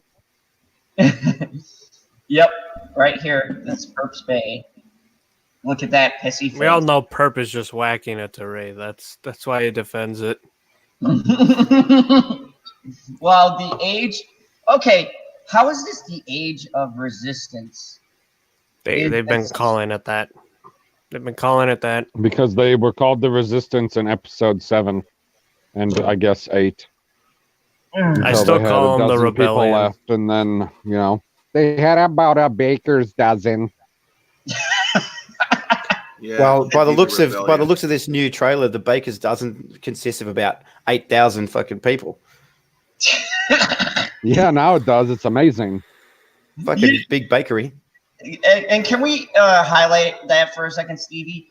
Am I just fucked up here, or during The Last Jedi, wasn't most of those forces supposed to be wiped out? So where the fuck did they get all of these people, all of the ships, all of the fucking horse things with tusks? Well, these are different horse things. I saw a better picture the other day. I meant to save it. They're like horses, but they have like this weird like metal or bone snout thing, and then they have like tusk. Okay. But in answer to your question, well, that you had two questions there. You said, "Am I fucked up?" Answer is yes. Second question. The second question: where'd they all come from? Well, fuck knows. But what they did is they swapped it from the Last Jedi, because when the Last Jedi started, that Star Killer base had just been blown up, and then all of a sudden, the First Order had 1 million troops again, and then in this trailer, we see a million fucking Resistance fighters. And where did they come from? I think Ray hasn't aged 10 years. Like, we haven't seen that much. I think I know where they came from, Stevie. I think I figured it out just in the little bit while you were talking. They came from the same place where all of the Dothraki came from at the end of Game of Thrones after they all got killed. Hey, look, and technically, in Game of Thrones, in that episode, we didn't actually see what happened to them because we couldn't see a fucking thing. So we don't actually know that they died. So at least that had five guys running back. That had some kind of context. Dan and Dave showed up, for the talk for their contract, and they were like, "Hey, man, we need a big space battle. How do we ended the last movie. We didn't have any ships. We got no troops left. We got one ship with about a baker's dozen full of people and porgs. What are we going to do, guys?" And Dan and Dave said, "Well, just put some ships there. That's what we do. If we need more people, we just put them on screen. It doesn't matter if they died in a previous episode or got totally wiped out. You just put them on screen and people go, 'Oh, look at that dragon. That looks cool.'" Oh, look at the plane. Shit, exactly. My head's about to fall off. Oh my god. All right. Star Wars The Rise of Skywalker will be giving respect to all three eras, I doubt that, of Star Wars. This is evident by Emperor Palpatine's return. No, it's not! No, it's not! Stop giving these fuckers credit for going the nostalgic route. It is not respect to just randomly throw in a character. It's saying, "Oh my god, we fucked up." Nostalgia. You love Star Wars. It's not giving anything respect because your fucking story doesn't make any fucking sense. God damn it. Jamie Vick wants you to stop yelling because you're hurting her ears. Sorry, Jamie. I apologize. I'm going to yell the way that I yell. Okay. I just the return as. I was just going to really quickly say, it's like we said months ago that, or maybe it was just me that said it, but it was that to try and fix what happened in The Last Jedi in this last movie was never going to be possible in one single movie. So, it looks like they've just jam-packed or tried to jam-pack as much nostalgic shit in there as they can to try and make us all happy, but it doesn't, because then their story falls apart even more. Yes, it does. Are we talking like raspberry jam? Yes. I knew it. But I would technically say raspberry, not raspberry. Not sweet either. Oh no, that's terrible. I can't. No, we ain't doing fucking unsweetened jam. You can get right the fuck out with that shit. This is evident by Emperor Palpatine's return as the primary villain of the film. No, it's not. It's fucking good.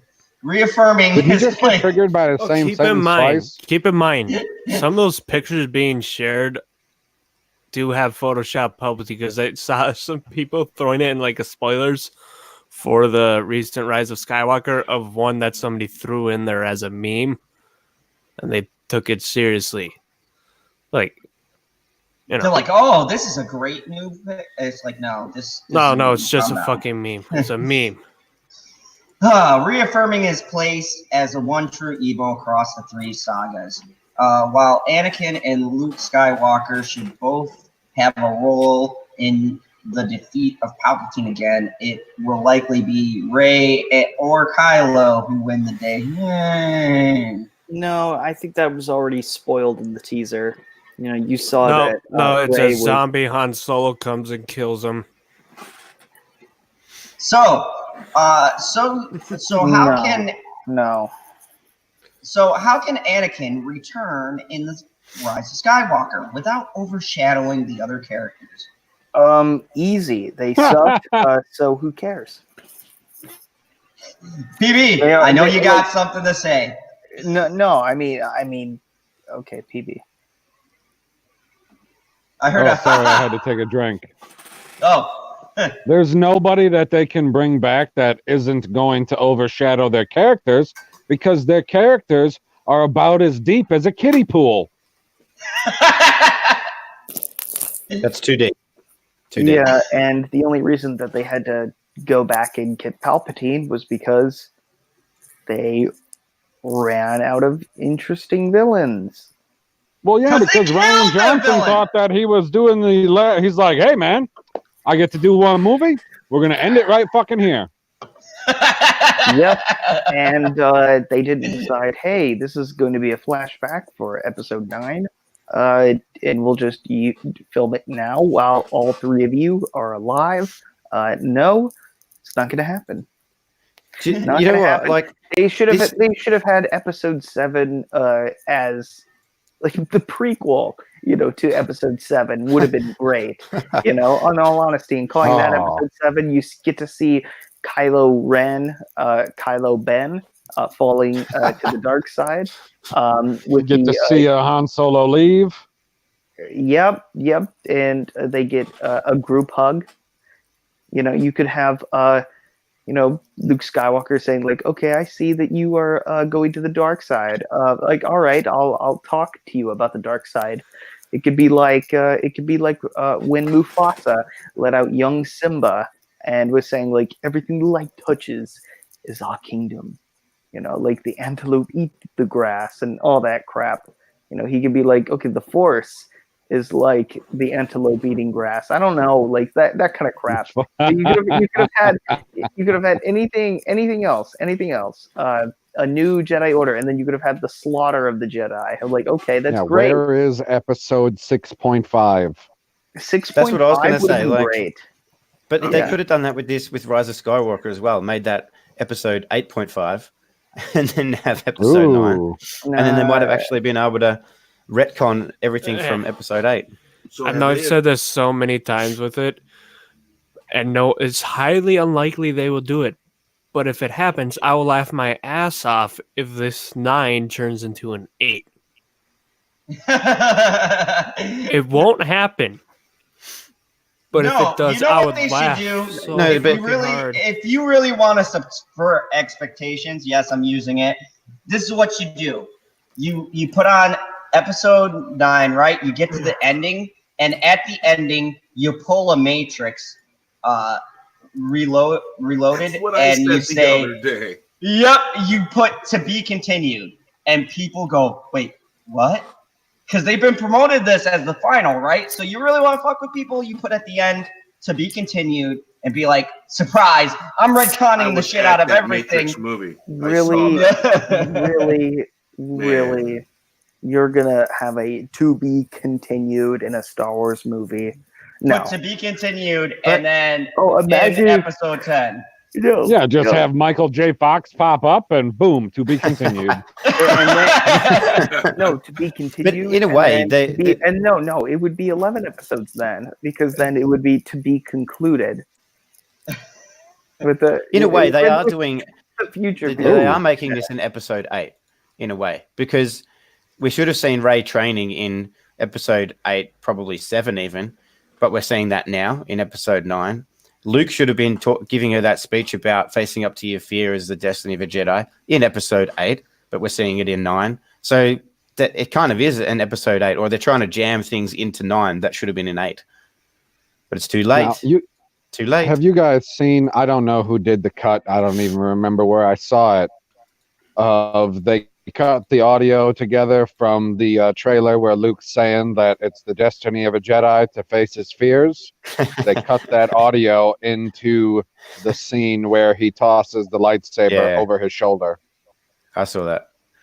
It's fucking. Pisser. I was like, Absolutely wow. a pisser. I was like, so episode 8 really doesn't follow anything that you're doing. So you can't talk about subverting expectations, Zod, because that's not what J.J. Abrams does. No, what Ryan Johnson does. One idea for fan servicey Avengers Endgame style showdown. Rey has been trained by Luke Skywalker, and his Force Ghost is likely going to be assisting Rey in some fashion. Kylo Ren takes great influence from his grandfather, just the wrong side of him. The concept of both original Skywalkers appearing as Force Ghosts in the final battle against Palpatine would leave most fans satisfied. Wait, what do they mean by wrong side of him? Do they mean the awesome side of him? Basically. Still, Okay. Star Wars is known to be a bit okay, is that supposed to be subtler? I don't know. This article is really Where? small, and I said I was going to tell you to zoom in, but the way they have it laid out, I can't. yeah. Where's the word, guy? Is known to be Highlight it is highlighted. Okay, I can't see it. I can't. A bit Oh, up there. Subtler. Subtler. Subtler. Thank you. Subtler. That just looks Subtler. weird. Subtler. All right. Then Oh, it's highlighted Marvel, a million miles away. then Marvel, and there might be more subdued ways to make Anakin work. That's about the concept art. In the canonical Star Wars comics, it is revealed Emperor Palpatine. Canonical. Thank you. What you know what? You know what? I was doing good. Star Wars comics, it is revealed this whole entire time, goddammit! Second grade?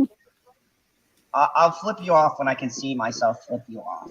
It is revealed that Emperor Palpatine was responsible for the birth of Anakin, and in turn, the birth of the Skywalker line. Palpatine has groomed Anakin from childhood to become his key to ruling the galaxy. You can't be grooming children. That is a very bad thing to be doing. Like, you can't be doing that. That's bad. It's a sexual thing. He turns his sights on Anakin's son Luke to be his next apprentice to further extend his rule. Yeah, because he only has one robot hand. Luke Skywalker managed to defy the dark side, turn his father back to the light, and allow Anakin to deliver the final blow and defeat the Emperor. He then sets his sights on the third generation of Skywalker, Ben Solo, and turned him into Kylo Ren through Snoke. Point being, the Skywalker struggle began with Anakin and Palpatine, and you can't have one without the other. For viewers who grew up with the prequels, whose first connection to Anakin Skywalker was as a Jedi, not as Vader, having Hayden Christensen return in the Rise of Skywalker would be just as poignant as when original trilogy fans saw Mark Hamill's old Luke Skywalker in the final shots of The Force Awakens. To be a true final to the Skywalker saga, Star Wars The Rise of Skywalker needs Anakin Skywalker. Oh, God, no. No! Never say that. Saga. Fuck you, Collider. Needs Anakin Skywalker to have the same role in the film. Whether that role is full apprentice or just as a symbolic one, it's safe to say that Abrams has something in mind to leave legacy of Star Wars in a good place. Wow. So, what do we think of that nonsense? don't care enough spaced out a bit. Oh wait, I want to know this is what I think if about anybody. it. Look at me. Look at me. No, no, not I doing am the it. captain now. I am the captain now. I'm the captain now. I want to know if anyone on the panel's first exposure to Anakin Skywalker was as Anakin and not as Darth Vader. Because That's a mine negative was. Ghost Rider. Darth Vader. I really don't remember where Mine I was Darth started. Vader. Well, I I mean, don't- you got a I dog don't memory. remember. What was that, Bear? Mine was Darth Vader. I was Okay. like And between 3 and 4 when I seen the first Star Wars. Me too. Ah. Hashtag me too. okay. Proper. Is he fucking muted again? No, he's not. I mean, Proper. technically, I could say Darth Vader because I saw the Phantom Menace and Attack of the Clones, but I was so little I didn't realize he was Vader because you don't listen to fucking words when you're little. It's like, oh, cool saber fights. Okay, and so I got freaking 2 blasters. super chats. So One Vader. Wait, from so Mega- you were exposed to Anakin Skywalker as Anakin before Darth Vader? I don't know which one I saw first, though. That's why I'm saying that. Oh. But I never saw. I didn't Gotcha. see episode 3 wasn't out when I was little, and I first watched them for it seemed like the longest time when I was little. So I didn't know if I didn't think the two. Okay, so Until you actually at those episode 3 I saw it. Because put 2 and 2 together when you're like fucking like 2-3 years old like that. You're just there and you're like all these laser fights and the ship battles and the lightsaber battles are awesome. They were all awesome. That's a fact. super chat from Mega Jetty Run. they Go were ahead perfect. and read this, PB, because you can put more of a poignant punch on it. I like that word. Well, Poignant. It's Saga, not Saga. And super chat from our favorite turtle. What the fuck? That's Hell not yeah, your what's up? picture. Take off that cowboy hat, you city slicker, New York Kryptonian poser. And Bitchy replied with LOL. I think. LOL. Go ahead. Wait! Go I ahead. have this one true test for Zod. If it's proof if he's really fully city slicker, how do you like your steak done? Medium rare. Oh, good, he's not purely city slicker, like Jeremy, who said he liked his shit fucking well He wants done. it crispy. Ugh. That's unnatural. God, you can't eat. God, No, man, you chop it off the cow, you sear the outside, boom, it's done. it's done. Oh, there were super chats, but Justin Proper is probably not going to answer this one because he's dead. Welcome, Curtis. Sorry I didn't see you before. And let me What a see. I'm dick. going back up.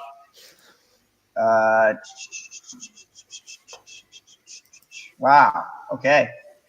We had a super chat Okay. over here. It said, I almost wish Lucas had made Palpatine Anakin's father in episode 3 ROTS with the Plagueis novel showing how he murdered his own family. It would show why Anakin was wrong to side with his dad.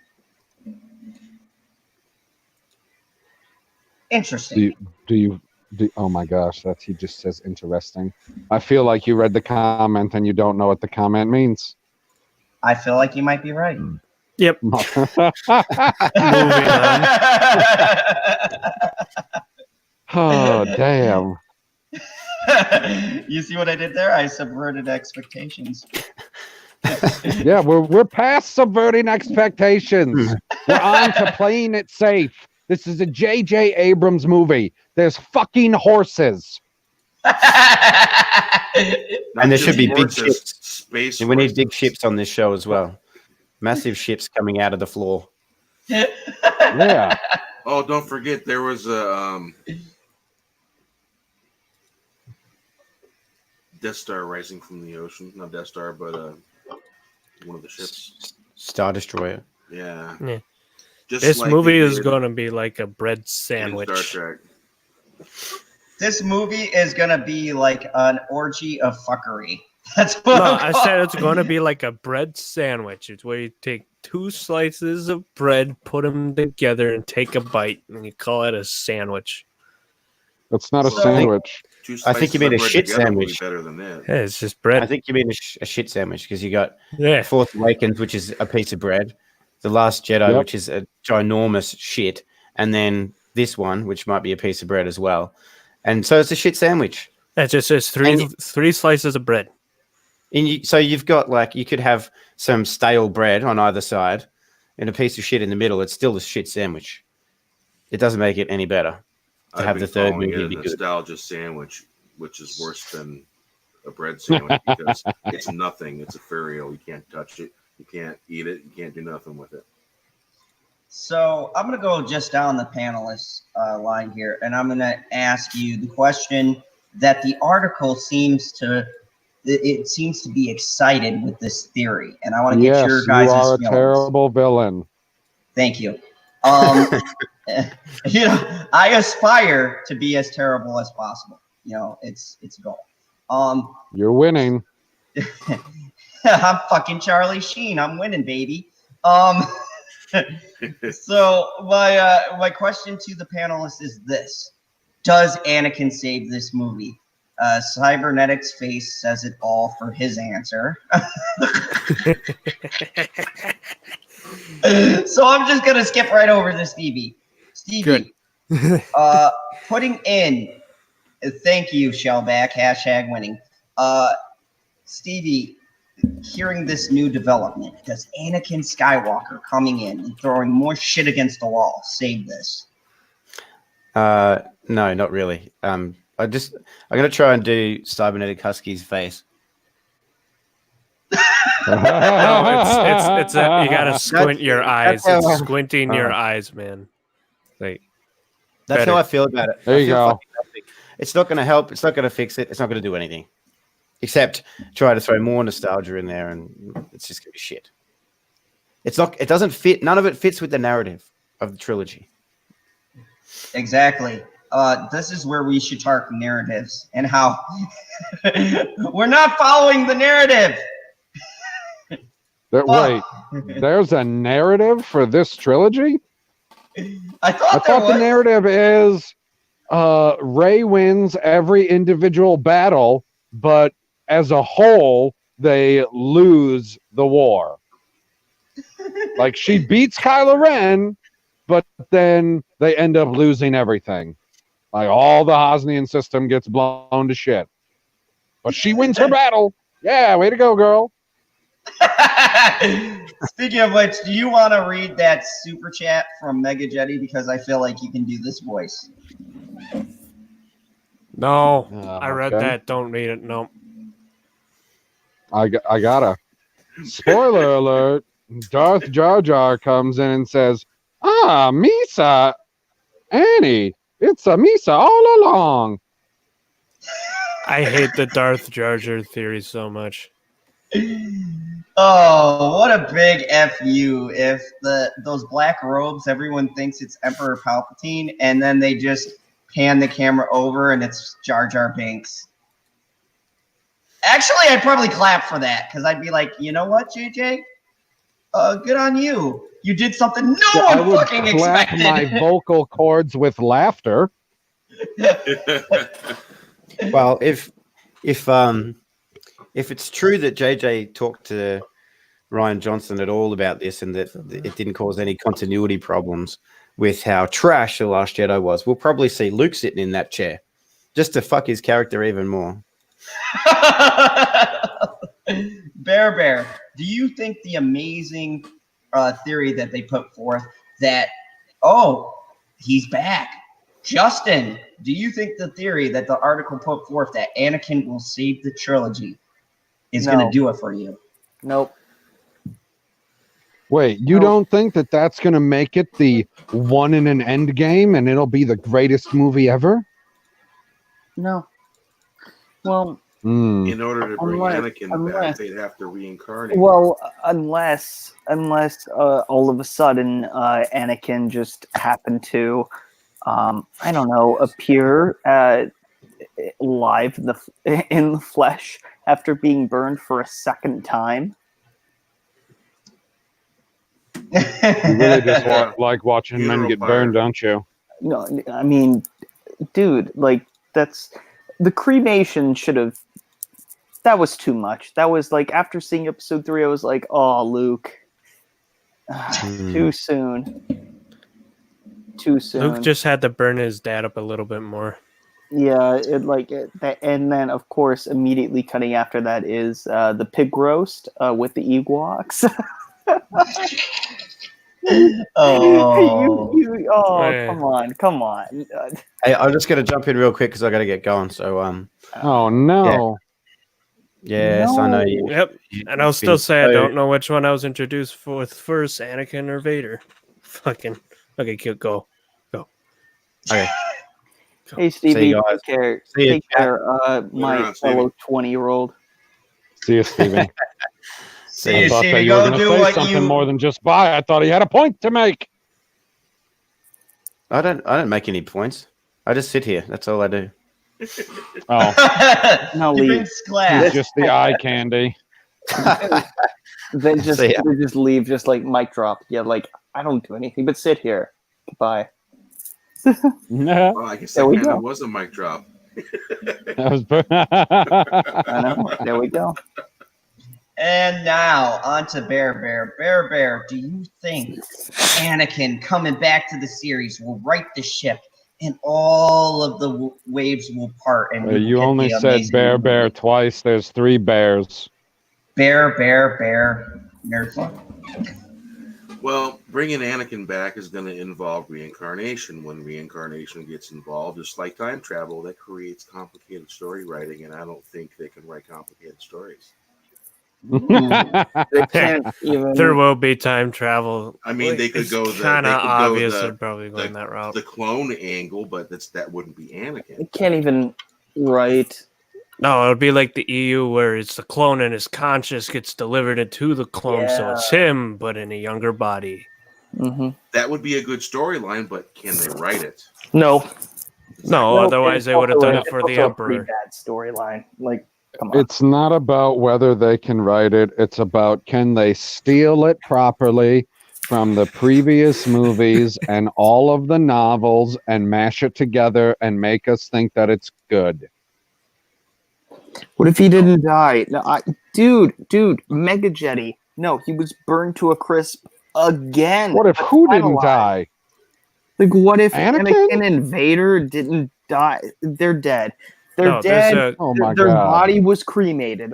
No, He's dead. no. Like, No, he, this he is this movie will be more like dead for sure than we know that the Emperor is dead for sure. I Like thought falling down a shaft and he was blowing up compared to us watching your body get burned on top of a pyre. Like Anakin's dead, man. 100%. He died. This movie will Like, be you don't like become a mashed Force ghost if potatoes you don't with die. mustard I'd instead better of get gravy. I'd better get an explanation, a good Yeah, and goddamn if- explanation as to why Palpatine is alive. No. Hello there. Hello there. Welcome, Sting. So Hey, how you doing? Doing quite I'm gonna well. I'm gonna pose the same question that I posed to the rest of the panel, and you've been listening. Do you think the reemergence of Anakin Skywalker Oh my God. saves this trilogy? No. That's why I posed it, Justin, because I knew his answer was going to be Stupid. simple. Fucking question. It's a stupid question. No. But it goes with the stupid article. Yeah. Well, so thank far you. they've completely ruined the concept of the Force and space battles. So, Well, the space battles, can I be honest about the space battles? You can try. I only liked the one in episode 4. What? Yeah. I know. I was Something invested wrong in your that one. brain. I know. The other one would have been Return of the Jedi. This That was an shit's Yeah, event. Return funny. of the Jedi is one of the greatest space battles in all of cinematic history, still to this day. I was so invested in what was happening with Luke that I didn't care about the space battle. I was just like, whenever the space battle was happening, I'm just Oh, like, did you guys hear that? He didn't care about Lando. Proper doesn't care about black people. No, God damn it, you racist. You You He asshole. only racist cared about the 3 white son of people a on the bitch. bridge or in the throne room. James Earl Jones is not white. Come on. Really? When he took that they mask lift off, he this was off, white as fuck. White as fuck, yes. James Earl Jones is not white. Okay, well, his character under that mask is white. James Earl Jones is not white. That's all. I would Anakin say. Skywalker is white, though. Well, I guess he wasn't white when he got burned. That's true. He was very much black at that point. Partially crispy critter. I know he would have tasted great on a You got a pig burn roast. notice. He Kinda was like- some Kentucky kinda like Fried what happened- Vader. Kind of like what happened on Endor after Vader was burned to a crisp. I don't know. Then you cut to all the Ewoks dancing. It's because they had a pig roast. They were cannibalizing Darth Vader's body. That's the only explanation. Now, Dude, we're they were gonna- eating What else are you supposed to do with a stormtroopers. body? You're not just going to let it go to waste. Exactly. You're an Ewok. Yep. I know. Now, He was Luke was just preheating the oven apparently. oh god. Okay, we're gonna get off of these horrible cannibalistic jokes. Clearly, they're using walks, though. Oh, okay. Come on. You don't think one of those are funny? Zod? Come on. I think they're all They're funny. all I'm funny. General Zod. Anyways, we're gonna switch gears to What some. to Star Wars? No, that's at the end. That's at the end, you son of a bitch. We are going to see Avengers. Star Wars. Oh, Avengers. Avengers star Dave. Hold on. Bautista. Okay, continue. Avengers star Dave Bautista becomes Bane in James Gunn's Suicide Squad. And here is the fan art for that. But, Ray? yes. What the fuck? Why is Ray Oh, in no. here? That's Because just the a. government ad. is because Ray is watching. Bay. Dude, Now the you know Watchmen. what? You know what? That was actually a thing. After walking out of The Force Awakens, my friend was just like, Daisy Ridley is Bay. You know, Ray is Bay. Yeah, of course. After The Force Awakens, oh yeah, like she kicked ass. She was great to them, and he was like, yeah, she's awesome. Can't wait to see her develop in the next movie.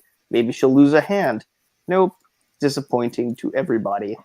I'm Yeah. still pissed that nobody lost a hand. They did in The Last Jedi. Yeah, it's practically But a it was a tradition. deleted scene. It was a deleted scene, and then in Who? it was Phasma lost a hand When? in a deleted scene. No, In the it has to deleted- be a Force user. That's tradition. The Yeah, Force yeah, user loses their right hand. And in The Force Awakens, in the Maz Kanata Cantina, Chewie, in a deleted scene, ripped Unker Plonk, who the fuck that fat Sean Penn guy, I don't know, Simon Pegg, excuse me. I'll give you 60 rations for the droid. Yep, ripped his arm out, Chewbacca style. So there were people who lost limbs, but they were all cut out because That was I saw Reasons. that deleted scene. That was funny as hell where he lost Yeah, his that was kind fucking of, arm. I'm like, kind oh, of ironic, come though, on, that keep they- that. yeah, that Kind of well, ironic that that they cut the lost limbs. Yeah, I know, but that should have been a thing. Well, but then it would be like, okay, a arm comes off, that's deleted, kind of like mirroring Episode 4. Someone's arm gets lopped off, and then you have like a hand get cut off, and that's deleted. Like, Did we need more clearly episode against- 4 and 7 though? huh? Did we really need more episode 4 and 7 though? It was almost a copy anyway. No, we didn't. 4 and 7. Nope. No, more of Episode 7 and 8. You mean? You got a trash compactor somewhere? Yeah, I know. It's like I don't want to be a part of this franchise anymore. Just give me the lightsaber. I'll ignite it myself. You gonna Kylo Ren yourself? Oh yeah, the Kylo Ren method of killing people. Snoke, Han, probably Rey. I don't know. One can hope. I mean, when does he ever kill anybody when they see it coming? Does he kill anybody when they see it coming? Dude, I bet that Palpatine in the scene where she confronts him, Kylo Ren's already dead, I think. Yes. So there was a super chat from Mega Jetty that says, General Zod, dude, my stepdad wanted Bautista as Bane since The Dark Knight Rises, he called it. And we still haven't gotten Hispanic Catwoman. Stepdad wants Eva Mendes. I like her as the physique Eva of Mendes Catwoman, is hot. but she can't act. So that would be interesting. You mean to she see. can't act? What's it She's take to act like terrible. Catwoman? She's a What's it terrible take to act actress. like Catwoman? She's not any Some worse kind than of Anne Hathaway. Hey, that's blasphemy. Anne Hey, Hathaway. hey. No, it's not. Come on, Halle Berry was a Fucking great Catwoman. amazing. Shut up. Oh my god. Okay, sticking with this talk, they had some fellow Ohioan. Shut up. I saw her at the West Side Market when I was 8 years old. Leave me alone. So the article was basically about Bautista fan art, but he is not going to be the Bane in this Suicide Squad. However, they are talking about having him in the DCEU, coming in as Bane. Not this movie because he missed it because of shooting Guardians 3, but they're talking about drafting him over, and Bautista would be up for it if James Gunn does another Suicide Squad. I'm guessing based on the money it makes will be whether or not he returns, but they said if they do another one with James Gunn, Bautista wants to play Bane. What do you guys think of Bautista playing the role of Bane? Yeah, And they need somebody with his physical stature. what do you think, Stig? Excellent casting. I Awesome. think it will do well. Justin Proper, what do you think about Dave Bautista playing Bane? I don't. Thank you. That was very enlightening. Bear. Oh, you don't what? I didn't know there was more. There isn't. I don't think. I don't think of this because I don't care. I don't care about Dave Bautista and what he does in his free time when he's defending James Gunn. I don't care. Doesn't care about the animal. I don't know. Maybe ask Rob Schneider. He knows about the animal. No, he wants to ask the bear. Oh, I was making a don't Rob know. Schneider joke.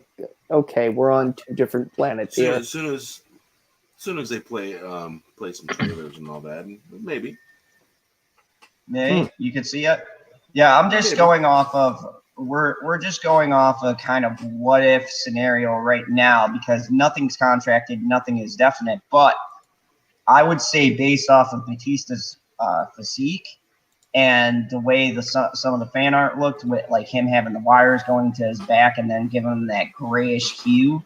There's fan art that you could show us. Yeah, you guys want to see the fan art? Sure. All right, let's go to the fan art. Hold on a second. I got too many tabs. Yeah. Wake you How up when tall is Robert Pattinson? I don't know, about 5 something. Okay, He's well then that's a good slightly taller size than me. difference because Batista's 6'5". So Robert Pattinson So if he's is got the like worst vampire ever. It took him 11 years to turn into a bat. So this would be No, what he would look like. That just Yeah, looks I like got a that. regular. That just looks like a regular. That just looks like a Bane picture. There's no way you could say that's him. Yeah, some buff fuck guy this? is Bane. Oh, it's not It Bane looks because like they're not Bane's brother. That's fan art of And above Bautista. average It looks cosplayer. 100% fake. Dude, no, that looks like a face. That Yeah. back looks like a face. Like seriously, Okay, like here's a no, side-by-side no, comparison. no. That's side by side. That Go one's from back. like a comic. Go back up. No, to that's that Drax. stupid fucking back. Go back to the back. To the back of the character. Go back to the Come on. picture of Bane. Yeah. He'll get Oh, there. for the love of God, computer. Look at it. Look at it and tell me it doesn't look like his back is like a fucking face. It's like drawn out for you with the green. I got a screen cap. Somebody in the chat tell me how tall Robert Pattinson is. Like I no, know no. somebody will like, look it I'm up. not- Oh God. Well, At they least- just at least- painted over that.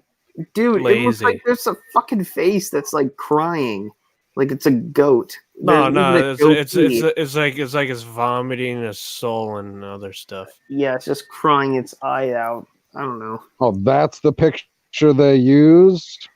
Yes. So they took the Drax picture, and then they just like put the Bane shit on him. So you're telling me they're a dirty tracer? That's what you're telling me. Oh God, let's not go into tracing. Interesting. I know that, but yeah. So I mean, going off of that, I mean, you know, I could see it working. It'd be a slimmer version of Bane, though. Nope. Nope. The face that's on his back. No. Super chat from Mega Jetty says, "Okay, I'm off to bed now. I might live stream my PS3 games later when I wake up. Feel free to join the chat and see me scream my head off. See y'all later, and you can bet on that." Flex emoji. Sunglasses. I thought that his name was what you can bet on. Shellback tells me that Robert Pattinson is 6'1". Okay, I gotta look this up because I call bullshit. I remember reading that. And the last No, time there that I is no looked, way. Batista is 6'5". No, I'm gonna give me a I second. don't know. It raises the stakes. Who cares? That means Dave Bautista will have to wear high heels like Can you Tom Hardy. imagine? Can you imagine? No, yeah. Edward, If they do, like Edward Vampire Hands versus Joaquin Phoenix Joker, that'd be amazing. But, Holy just shit, wanna- he really is 6'1". yeah, he did his research. why is for- there a picture of him yeah. standing next to a tape measure? No, it just going off the actor bio. Curtis it had a says typo and says that he's 6'100". 6,100. Oh, 100 what? Millimeters or? Keeping it 100. He's 6'100". No, my- 6,100. 6,100. No, but yeah, if they do all the little dirty tricks like 6,100. they did for Tom Hardy when they had him be Bane for Batista, I'm then trying he'll to- look even that much more imposing compared to Robert Pattinson. 6,100. 6,100. 6,100. 6,104. 6,100. Hard on. Oh God. Okay. I think I deciphered the message. You did Okay. not. You made Guys, something I up. think I got it. It's 6,1 hard on. 6 to Okay. 1 I don't hard want on. to hear about the There hard we on go. that you got. His There we God go. damn it, We we're got it. bringing- We got it. We got it, guys. We understand what they were trying to say. We are bringing it back Yes, we're to the going to last bring article. back with 6. To Star Wars? Yes. Yes. we're going back to Star Wars. Yes, thank you. Okay, Star great. Wars. I would rather think about that instead of Justin Timberlake. Yeah. You brought up Justin Timberlake, you son of a bitch. Mm-hmm. And I could talk about Justin Timberlake all day. Yeah, he JT would be for great life. yeah, he'd be great in Star Wars. He would be a great Anakin Skywalker. Can you imagine his face getting burned instead of Hayden Christensen's? It'd be great. Ooh. All right, so Disney's Star Tours ride getting a Disney Star Tours ride is getting a Star Wars Rise of Skywalker upgrade. So the Star Tours, the Disney ride that takes park goers across a galaxy far, far away, Across the ocean to the piece of Death Star in the ocean? Apparently, they're showing that. Cool. Yeah. We'll get a Rise of Skywalker update. That'd be great. It could be that Disney Orlando skyline takes Zoom in. It takes it for a car wash. Like so, like what happens with Adam Driver? Adam Driver. God damn it! That's funny. So the Rise of Skywalker. I'm sorry. None of you get that. No. The Rise of Skywalker update. No. The trailer when he's like soaking wet. You know, like that's what I was talking about. Adam Driver going through a car wash. Oh yeah, when the water is splashing up the chimney when it's out. Yeah, he's like, I'm going. You mean after he nutted? Yes, like, I'm not going to. All right, back to the article. All right, now you understand the joke. The Rise of Skywalker will come December 20th. This isn't the first time the Star Wars attraction has received a revamp to update it with existing canon. The original version of the ride was introduced in 1987, and it was the first Disney ride to feature a non-Disney licensed IP. It took place during the events of the original trilogy and prominently featured the forest moon of Endor. In 2010, an updated version debuted at Disneyland and Walt Disney World's Hollywood Studios, with revamped versions coming to Tokyo, Paris, Disneyland in 2012 and 2016. Subtitled You meant to say Tokyo. The revamped Star Wars originally took place in between the events of Revenge of the Sith and A New Hope, allowing for destinations from prequels to be used. The ride subsequently got many sequences from the sequel trilogy added, as well as destination of Batuu, the planet where Star Wars Galaxy Edge is set. As it stands now, the ride does not take place in a set timeline because the way it unfurls with 4 opening segments, 4 primary destination segments, 6 hologram message segments, and 4 ending destination segments. There are 384 possible combinations for events. The setup, however, remains the same. Visitors are now space tourists boarding their spaceship to a predetermined destination. But since the Star Wars and the Skywalkers keep causing drama and chaos ensues, the Rise of Skywalker update will be integrate the ocean moon as seen in the trailers, revealed to be called Kef Bear. So it's not on Endor? So No. you're telling me that is... Fuck. What the fuck? This planet. What the fuck? No, they should have just had it on Camino. You know what? Fuck it. They Beer. should have put it on Camino. Kef They already Bear. had a wider world. It was called Camino. You should have No, just they set it gotta on pick Camino. something that they've never heard of. Just like Batuu. They already had a wanna pay that rain 25%. planet. Like, and come on, they're not on. They're on a. Apparently, they're on a different desert planet. Like, there are 3 of them, one for each trilogy. Theoretically, like on average. Come Disney- on, man. Why can't you have? Couldn't you have just said Tatooine? Like, and also, like, what's with the? Go ahead. Disney has not revealed what else will be coming to the ride. The Rise of Skywalker out the same day should give us a clue. Out So the same day as the ride? yeah, they're both gonna update at the same time. They're gonna update Star Tours That's again. gonna fucking crash. Yeah, it's gonna crash because I don't know, some horsies are gonna ruin it. It's gonna be a horse ride.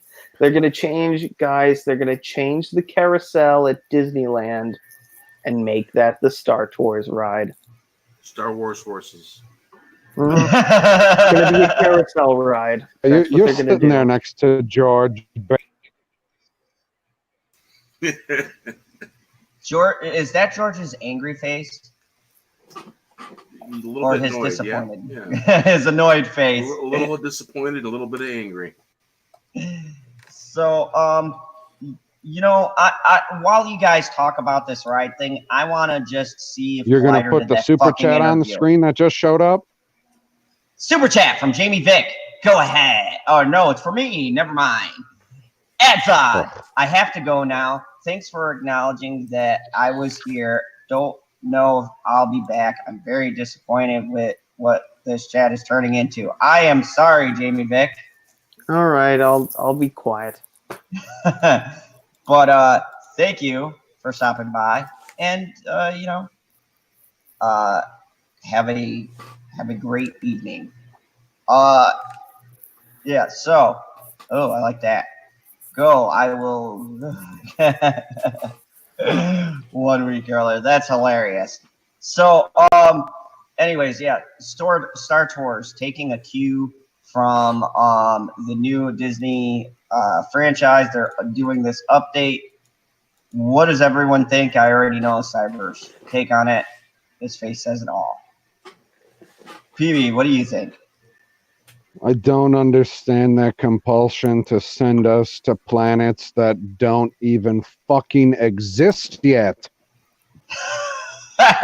They don't even exist in Disney Star Wars yet. Like, that's what they did with Galaxy's Edge. Hey, come to Galaxy's Edge. You can visit a planet that we just invented last week. Because that's where I want to go in Star Wars. Stig, what do you think? Not much. Just hope it crashes and burns, really. So All right, you think they I'm should go out. back to the EU? Peace out. Yeah. Oh, See you proper. see ya, You're on proper. proper. Have a good night, proper. So,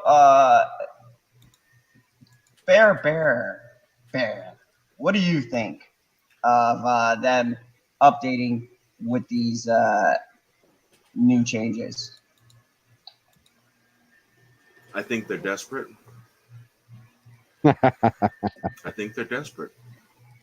And I think they think it's nostalgia that they're using on us, and I think we're all pretty much aware that they're trying to hook us with nostalgia because they're trying to say this and say that. No, look at the pretty flowers and all that. And while they're saying that, they're sticking their hands in our pockets. Ooh, Yep. Trying to trick us. Spot on. that's No, wow. that's a good point. Yeah, I don't know you said it's 384 different combinations. So what? You're going to be going to these different destinations or getting these different messages, and they're going to be like, hey, this is the message from Luke Skywalker from the Rise of Skywalker, and it's the last thing that he ever said in Star Wars, and you can only be a part of it at Star Tours. So come to Star Tours if you want to be, in that part of the movie, if you want to live that experience, because that's the last thing that he ever did. Instead of, the last thing that him ever doing that mattered was at the end of episode 6, when he was the catalyst to save the entire galaxy. But they don't really care about that. No, because Ray. Because who would rather go to that throne room scene instead of the throne room scene that we see in the trailer? Yeah. Yeah, I'd much rather go old school throne room than this new whatever the hell that was in the trailer. However it survived, miraculously survived fucking re-entry after being blown into smithereens. Like, Game of that's Thrones two style. explosions. I don't understand it, but yeah, like you said, it's pulling at your nostalgia bone. It'll be all these, this is the last thing Carrie Fisher ever did. This is the last thing Mark Hamill ever did. This is the last thing Chewbacca ever did. He's dead too. Peter Mayhew died. Like, all of these final things, they're going to try and tie it in together, and it's going to be only at this location. Or they got to write a book to explain it. Oh, God! Don't say that to me!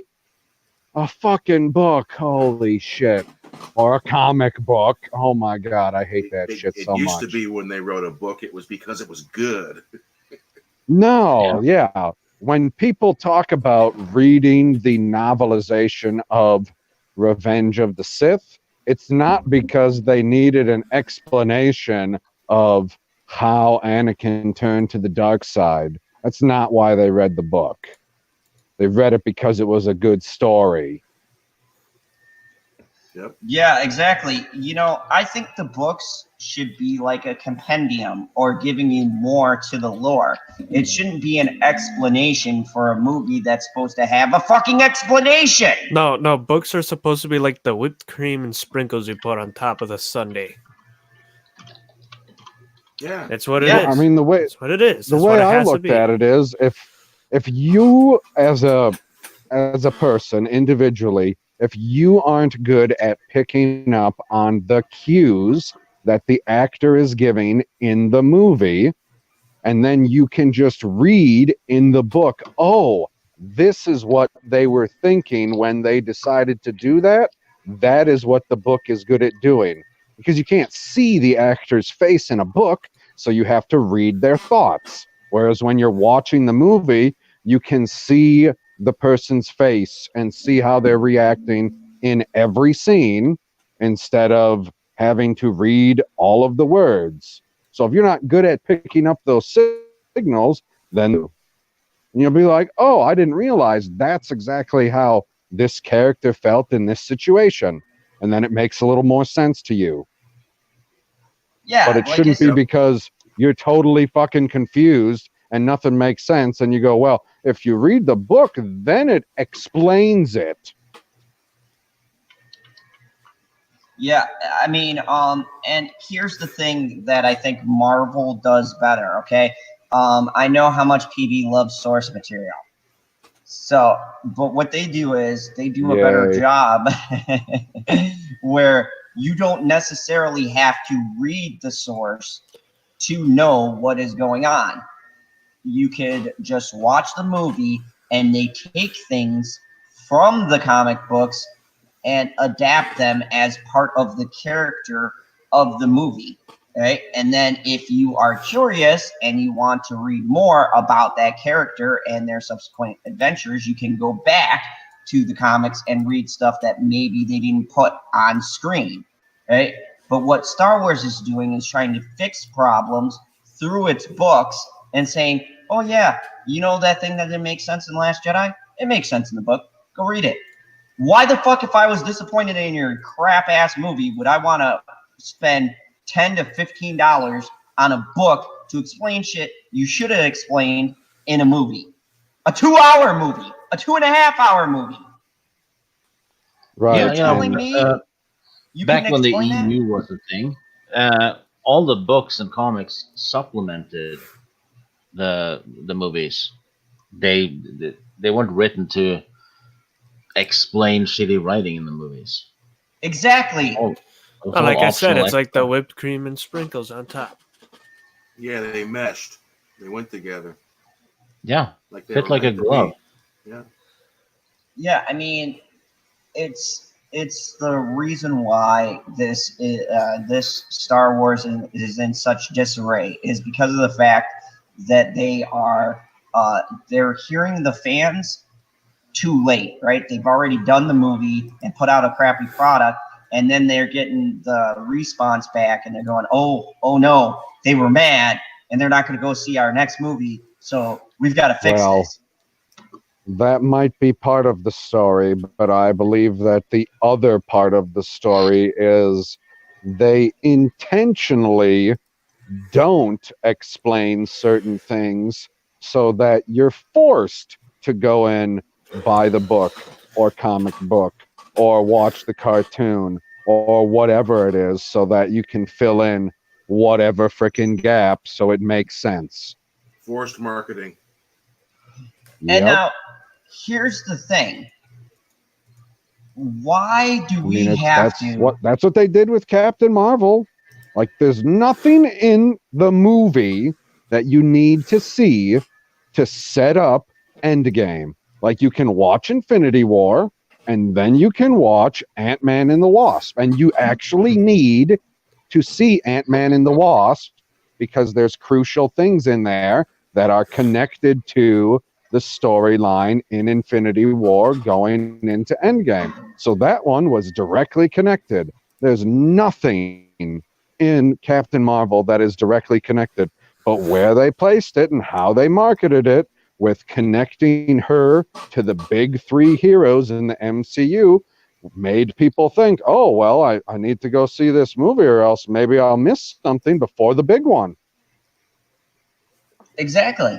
I had some people go in, watch Endgame, come out, and go see Captain Marvel because they thought they missed something. And then they came out of Captain Marvel and they went,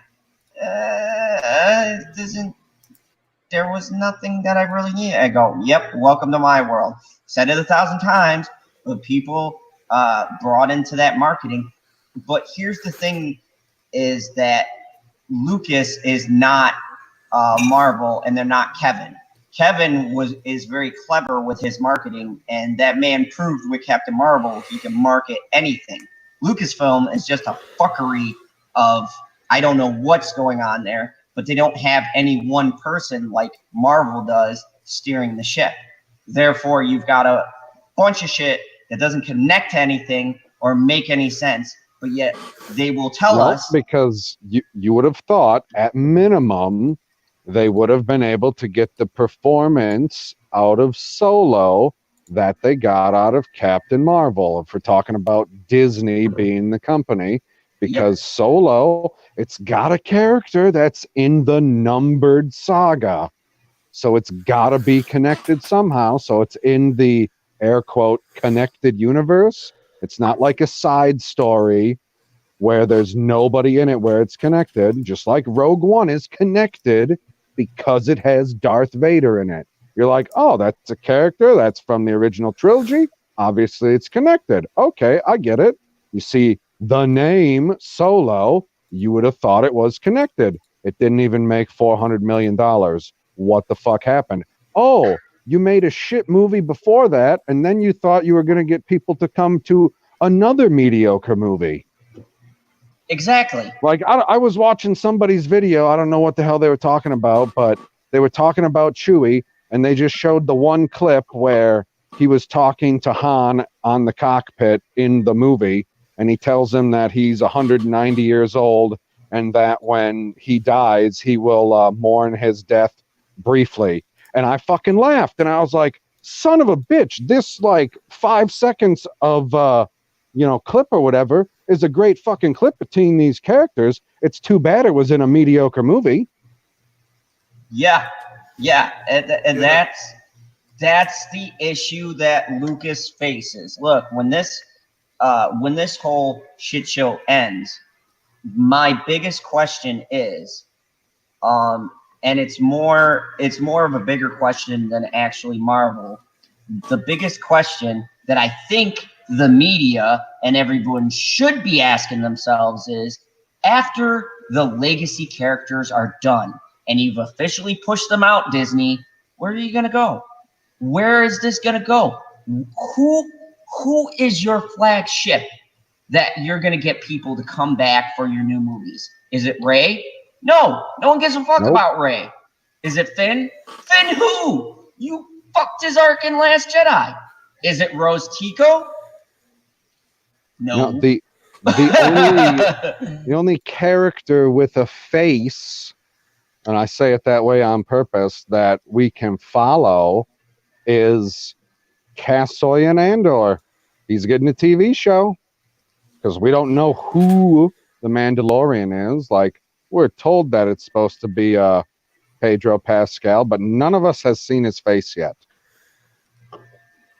Yeah, so I mean, and the Mandalorian is set before or somewhere, not before, but like in between, right? It's like in between movies and stuff. So we don't even know where they're going with that. Is it going to connect back to episode 9? Is it going to connect to episode 7 because the last article that I read about it, it's supposed to explore the origins of the First Order. I still wish it was like an Old Republic Mandalorian thing. Like why the Mandalorian Order exists. Oh, yeah, that's what I thought that we were going to be getting when I heard about it. I was like, oh, we're going to get something that's like even before any Star Wars that any of us know, like a couple hundred years before the Battle of Yavin, because that's what they always seem to go by. But no, Disney doesn't want to do that. They're trying to force feed us this new bullshit, and they are doubling, tripling down on this. And for the life of me, I don't understand why. Because what? You think Dan and Dave is going to save your series? Go watch Game of Thrones Season 8. You're in for a fucking treat if you're putting your hopes on their hands. Yeah, Dumber and Dumber is not helping. I mean, what? You think Kevin's going to be? You're literally like, Kevin's good, but I mean, you're handing him a disaster and going, hey, good luck.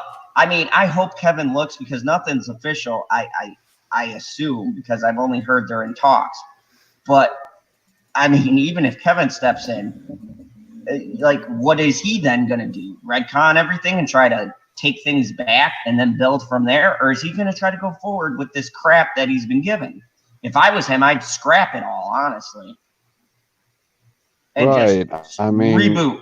I guess he could, he could go New 52 in the worlds that resets everything and be like, nope, this is how Star Wars works now, so I can tell my story, and we don't have to worry about how light speed battles are fucked. Yeah. I mean, they could have gone with the Wills, and the Wills brought Luke back. They could have done that. And you know what? Everyone probably would have liked it, and they would have probably accepted that, but they didn't. You know, the only thing that anybody was going to like is Luke's alive, and they ended their screw up, but they didn't do that because they don't care. Yeah. And by Luke being dead, they've also screwed up the Force by making it possible to overdose on the Force. Yeah. Which makes no sense, because the Force is in and around you constantly all the time. It's just there. It's the Metachlorians. I mean, whether you like and we're talking about the light side.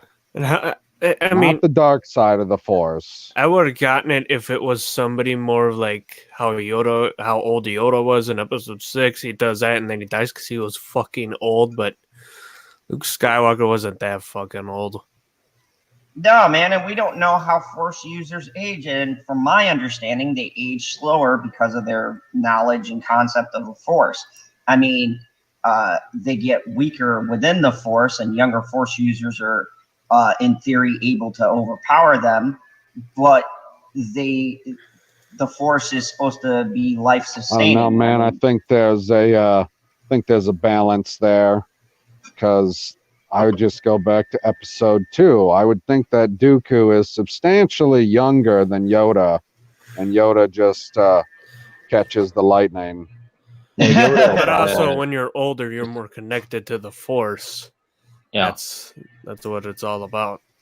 I actually found a new plot hole in Episode 8 that nobody's picked up. A new one? Yeah. Ooh. In Episode 1 to 6, They use droids like R2 and R5. Yeah. Sorry, R4. And they're astromech droids. Their purpose is to maintain ships and also to plot hyperspace courses.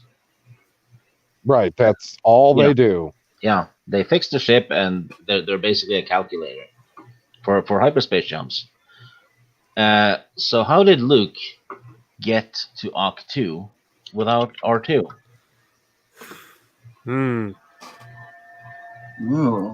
He Good shot him back question. in a little space pod, and that's why he had to shut himself off. I don't know. That's probably what their answer is going to be. Yeah, He hit a because, little you know, map at him, shot him off in some space pod. The X-wing is there, so that's why I said the space X-wing pod. is definitely there. Yeah, and you need there's actually like a slot for astromech droids on the top of the X-wings because everyone has one. It's needed to plot the hyperspace jump. He got a Interesting. shitty R2 unit, and then he disassembled it. Don't know. Could be. Maybe he ate him. I mean, we don't see a close-up of the X-wing. Is it possible that there's a different astromech in it?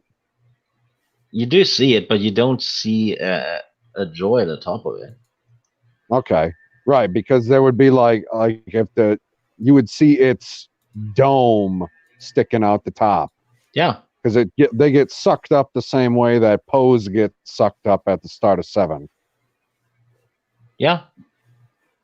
Interesting. Well, yeah, there's I so think- many physical plot holes in that movie.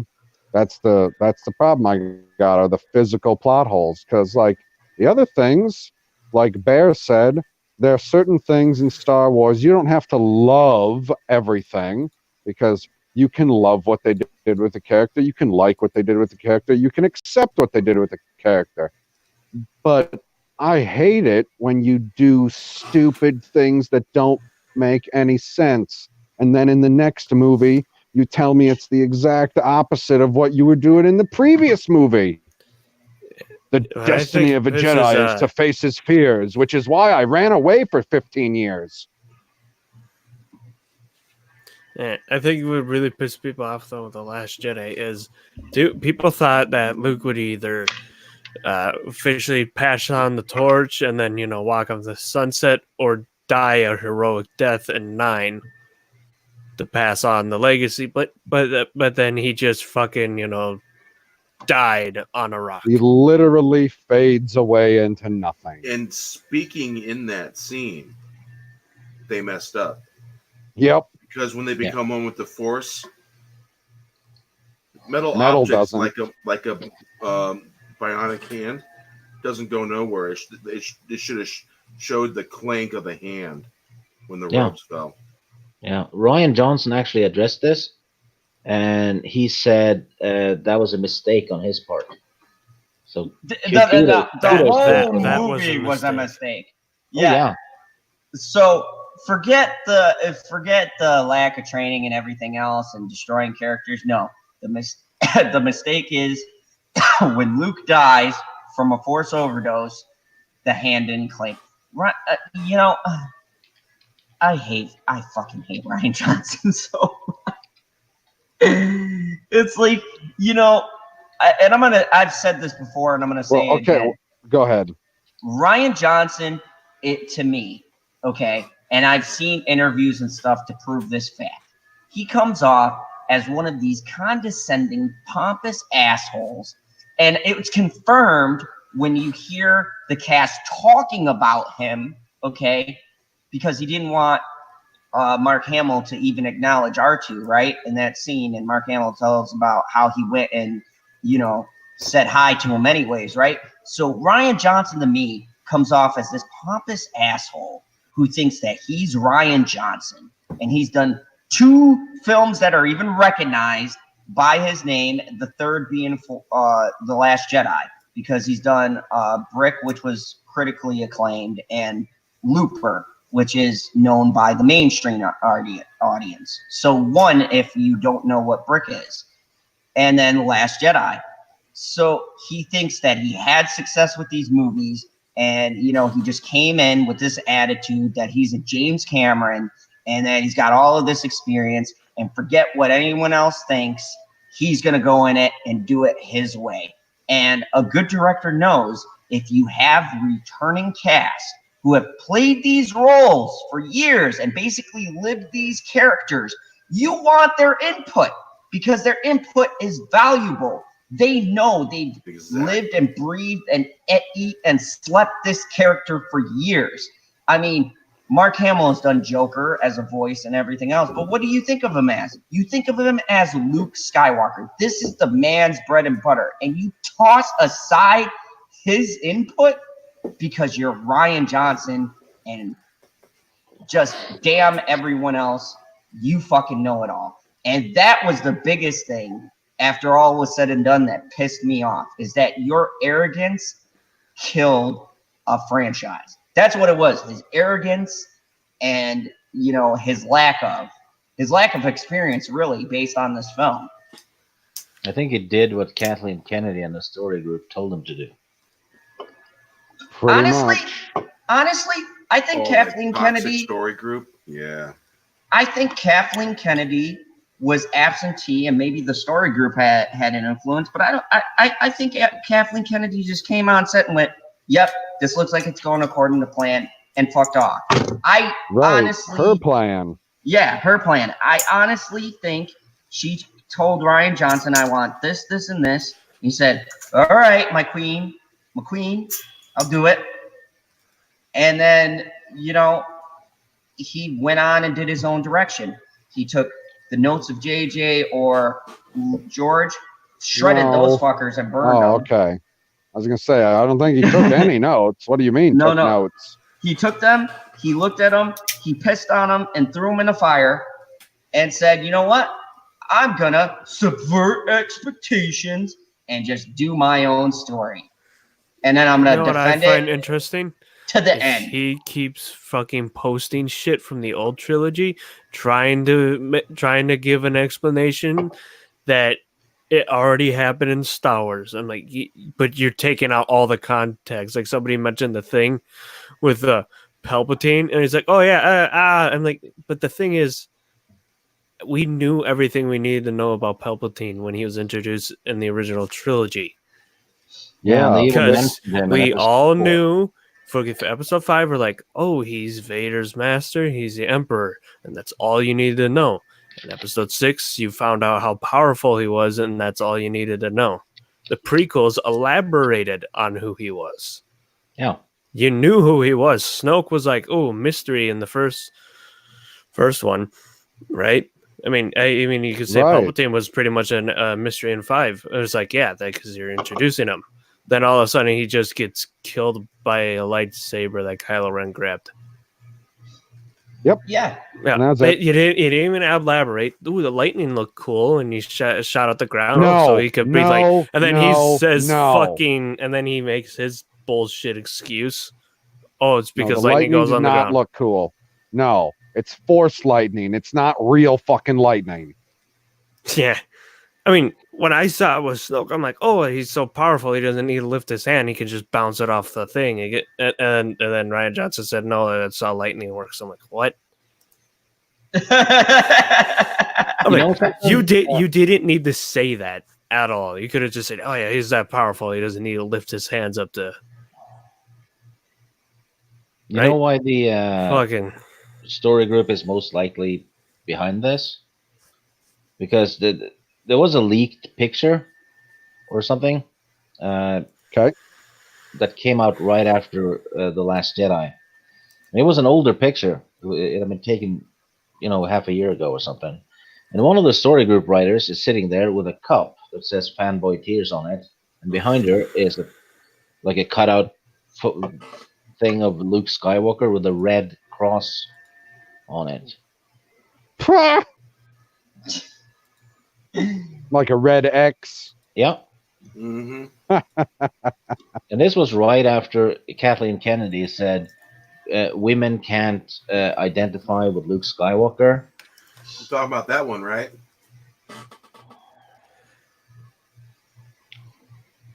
What? That's the one right there.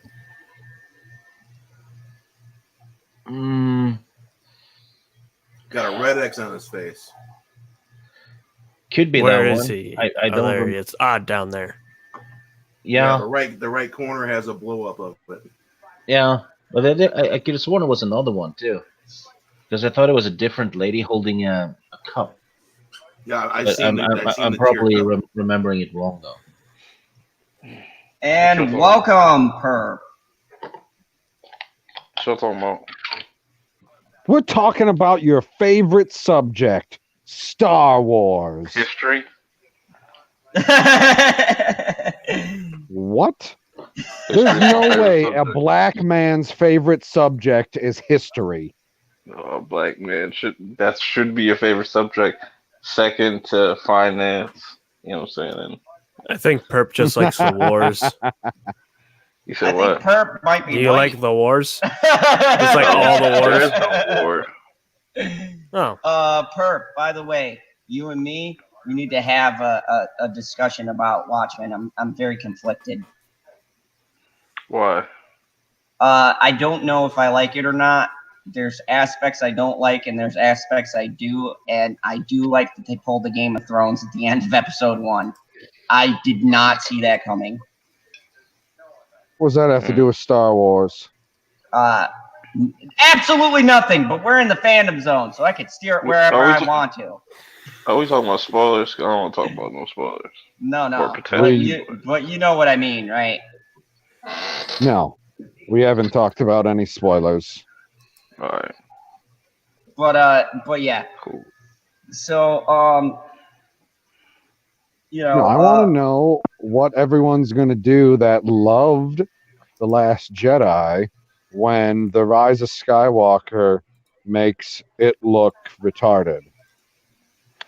Like, Luke ran away and hid, and that makes sense to all of the people that love it. But then in the trailer, it says, well, the destiny of a Jedi is to, confront your fears. But Luke ran away and hid, so that's what a Jedi does. He runs away and cuts himself off from the Force. Those are diametrically opposed. So the other. So you either love TLJ or you love The Rise of Skywalker. You can't love both because they're totally opposite. I guess. I mean, unless the way that they're using it is totally different, and this trailer was a Rogue One trailer. Okay, here's an interesting question. How much of this trailer do we think is bullshit, and how much actually makes it into the film is the bigger question. Ooh. probably a lot of it is bullshit. So I'm going to go down the line. Who here thinks that this is actually legit? Or maybe PB brings up an interesting point. We have a Rogue One situation where some of this stuff doesn't even make it into the film. And what we could call it a fake out. Well, I'm pretty sure the shipyard thing is real because it's been in at least 2 trailers by now. But there are some scenes with some of the TIE fighters and like little extra things I believe probably aren't in the actual final cut. They're just there to make it look more suspenseful. They probably at the throne room thing. Some people believe I believe they cropped out Kylo Ren just so it could focus on Rey for the trailer. Maybe he's there. Maybe he's not there. Right. So I totally count that as fake. Just like when they put like the Hulk into a scene, or when they took Pepper Potts out of the scene for Endgame. I count that as a fake scene. That's a total fake out. Yeah. Now it's not 100% fake like what they did with Rogue One, where like the TIE fighter raising up and staring her down. That literally isn't in the film at all. So you got degrees of fakeness that, let's say, Disney does with their trailers. But here's the other thing I Because constantly they've done see. it with both. It's not like it's a Marvel or a Lucas thing exclusive. Here's what I saw in the trailer. The throne room and what was like supposed to be like Palpatine in the scene with the cloak. So I noticed something with the background. It's all clouds, it's all fog.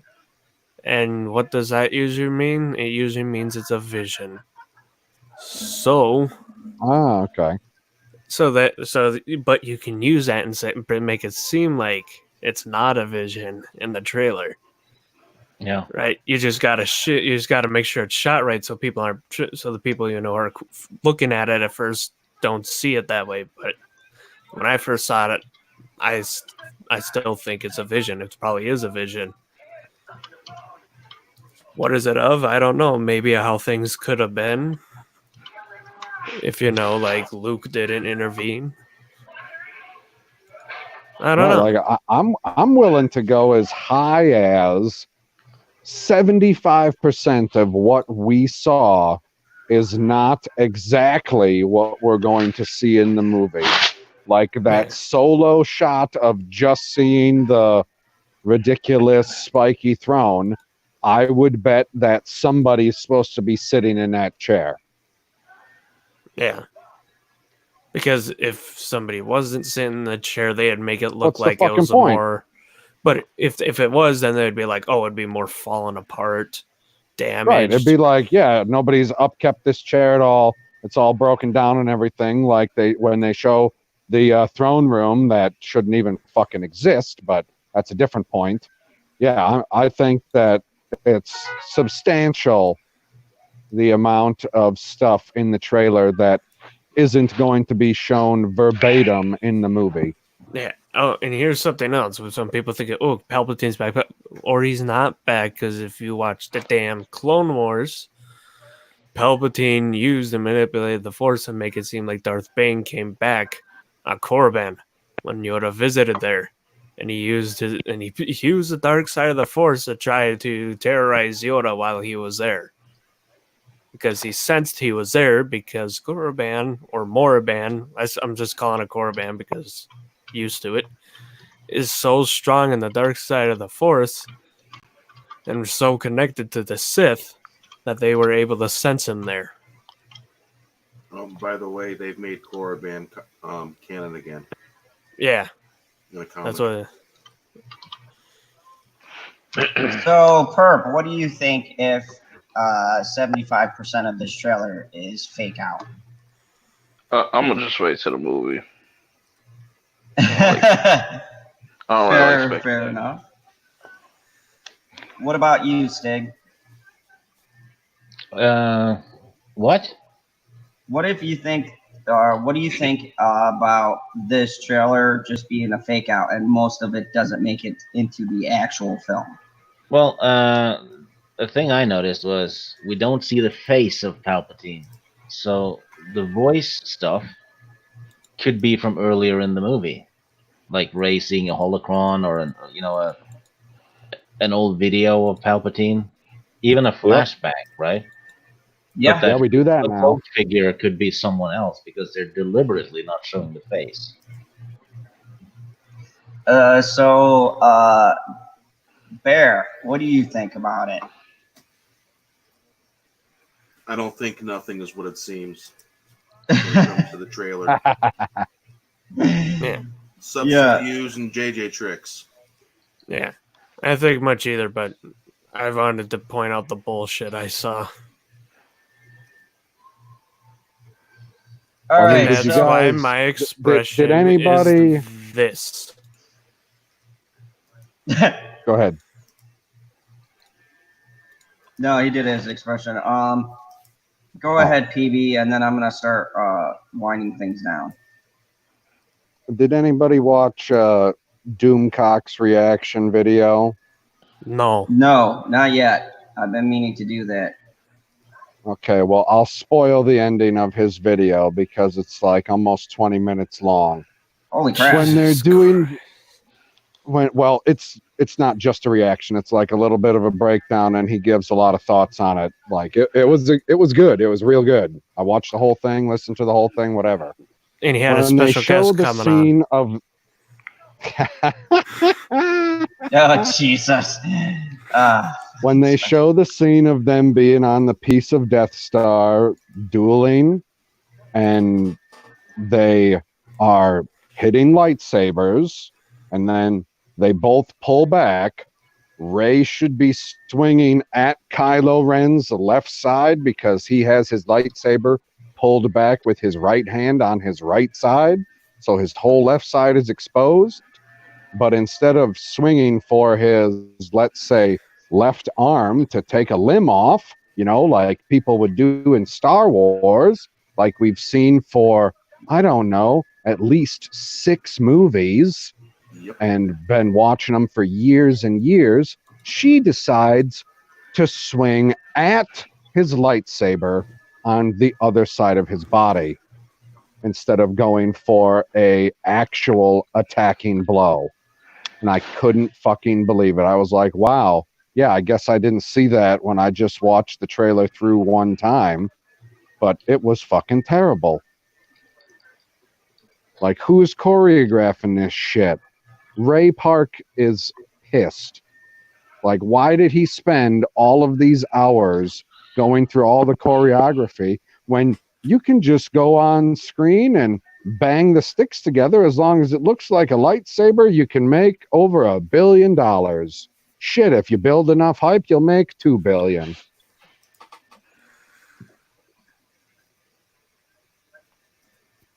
Wow. So yeah, that was the Just big thing that he picked out, and it was fucking pathetic.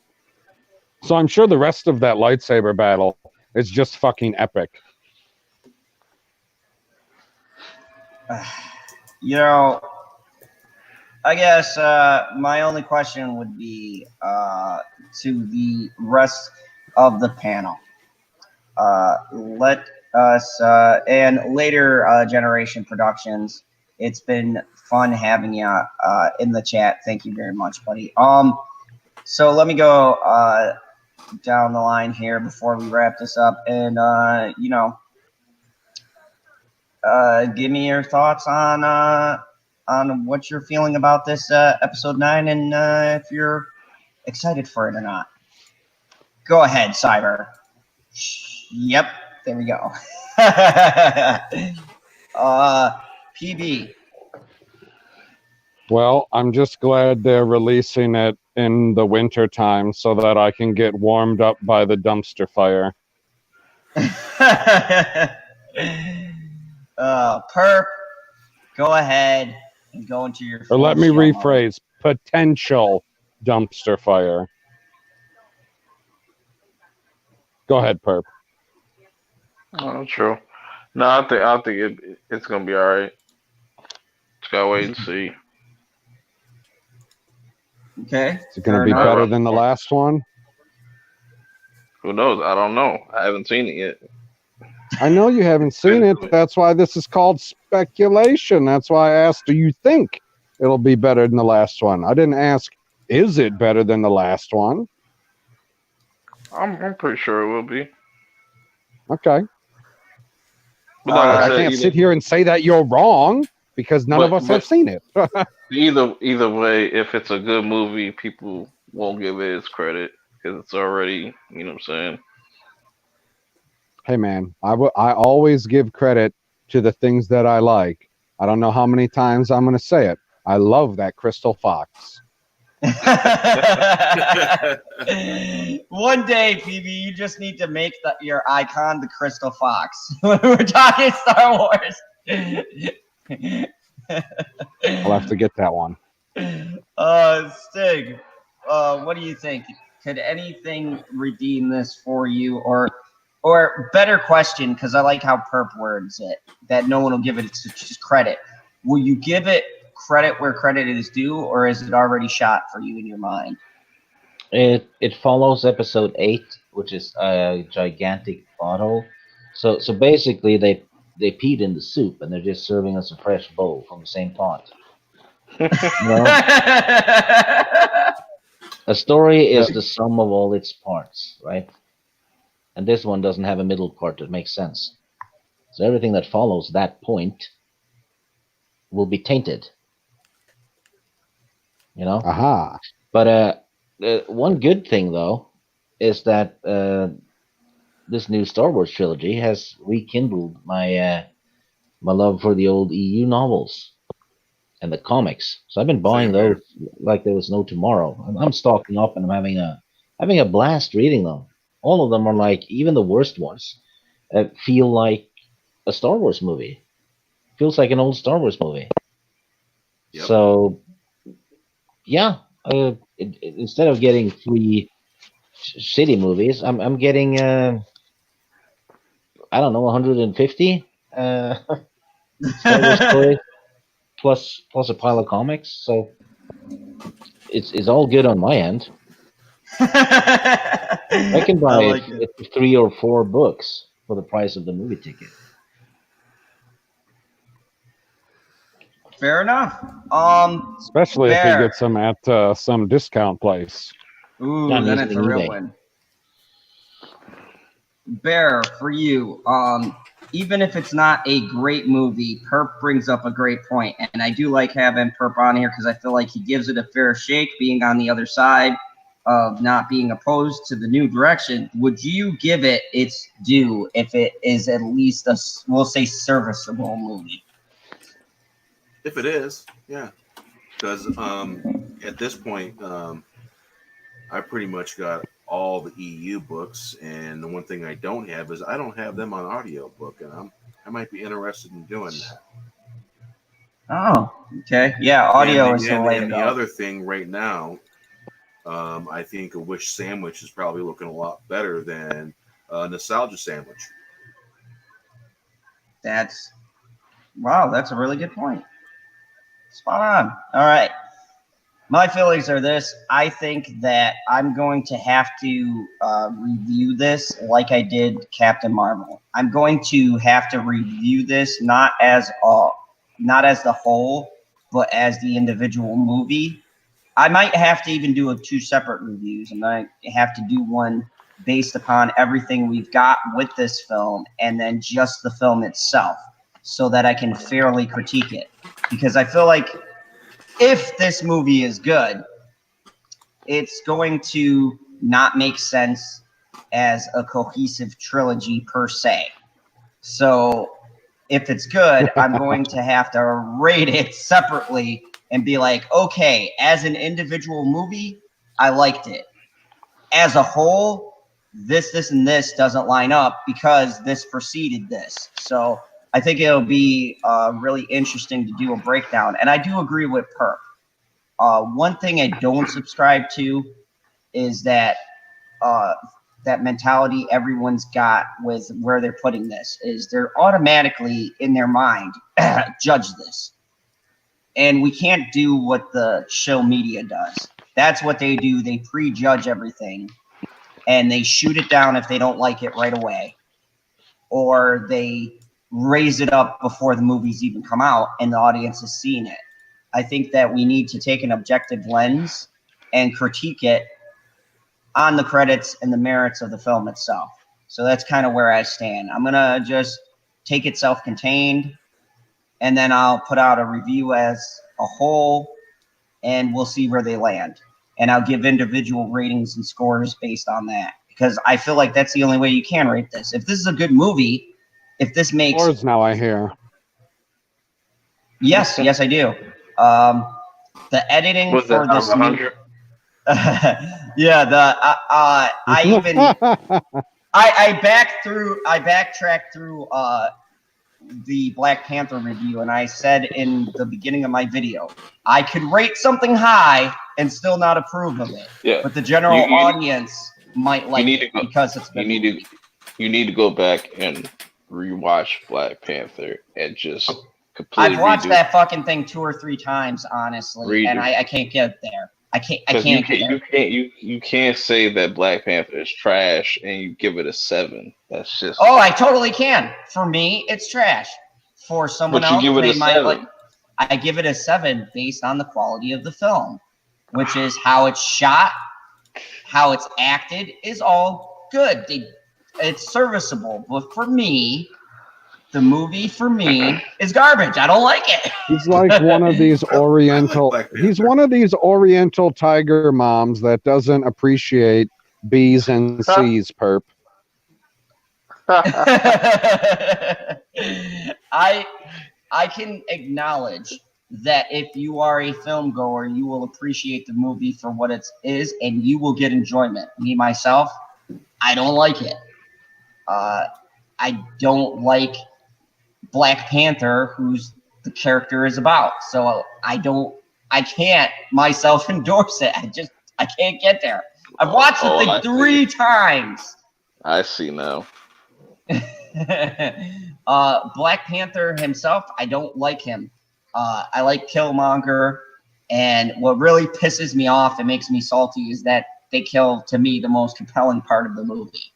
And once they did that, I said, fuck this movie. No, he wasn't even compelling. I don't even know why the fuck he was in the film. No, I like... Because every MCU film needs a white guy. I like Michael B. That's nothing new for a Marvel movie to kill off a good villain. They always do that.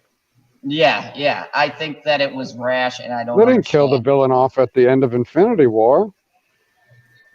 No, they killed him at the end of Endgame. No, they killed him at the beginning of Endgame. Yes. Fucking timelines.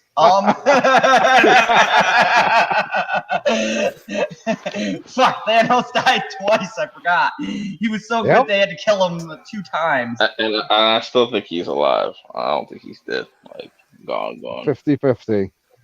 Yeah, because there is an Infinity War 2. That's a which Captain Marvel wins. Fucking bullshit. Fuck you, Marvel. Anyways. Hey, man, as soon as... who is it? What's her name? What's Monica's daughter's name? Doesn't she become Captain Marvel? Yes. Okay, so then she can win. You know, here's... Okay, getting off of the tangent because now we open this fucking can of worms. The biggest insult in that movie, and people never pointed it out, and all these SJWs should have been on top of this shit. The biggest insult is that the white person is what the little African-American girl looks up to her. And they stole the title that she's originally supposed to have and gave it to a blonde-haired, blue-eyed girl who acting is ridiculously flat. Not as flat as what's her name's acting in Batwoman, but it's pretty flat. Thank you, Trey. Yeah, Black Panther is mediocre. Perp, who read said this that? Excellent comment by Trey Courtney. Man, I'm gonna go on that. All Black Panthers, Clint. Hey man, all I'm saying, Zod, is you better hope that your Shang-Chi hits $1 billion. It's gonna hit $1 billion. The Asian market's coming out. I'm gonna wear my... Whoa. It's got to get released in China first. Oh, it will be. It will. If it's not, 50-50. I will advocate for it. I will go to fucking China. I will talk to whoever the fuck the president is in there in my fucking cowboy hat. And I'll be like, He'll Shang-Chi. put He's a his national fist up in the air treasure. and he'll fly right over there. They will lock your ass up. And be like, this is China. No free speech. To jail with you, Kryptonian. I will break out of that shit. 10 years. You'll see me broadcast live from in the cell.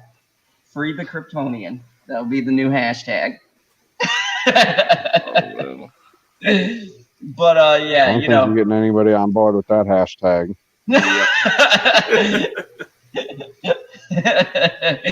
But let's go down the line, start wrapping this up. Let's get a Cyber. Tell us about your next political video coming out. He'll never let this end. It'll be like, we'll be still doing this until like 2030, and he'll just say that shit. God. It's not our fault that you're into politics. Shut up. Borderlands 3 video being re-uploaded tomorrow. And then a new Gears 5 video for Friday. Hooray, I actually posted a Gears 5 video this week because I forgot to last week. Wait, Husky, are you gonna get Call of Duty? Eventually? I don't know. Maybe. I'm waiting until it gets on sale. I'm gonna go grab it. I'm going to get us. I'm going to get it if my brother gets it because it's supposed to be cross-platform. Yeah, What is it? Still wish it was a Black Ops remake. the Call of Duty. Yeah. Oh, I man, can I'm The enjoy new that one Modern a little bit more with Warfare. my brother. I'm gonna get it because the SJWs are bitching that it's violent. So I'm gonna go Black Friday. I'm gonna pick up. But Activision Blizzard does not support the human rights in Hong Kong. Hey, well, they're not gonna have any season pass, so that's a plus. They get a pass. They decided to hit the self-destruct button on themselves. That's every Let's company. piss man. off both sides. Let's piss off everybody. And then let's see how our next game does. See, I knew you were They doing pissed- political videos.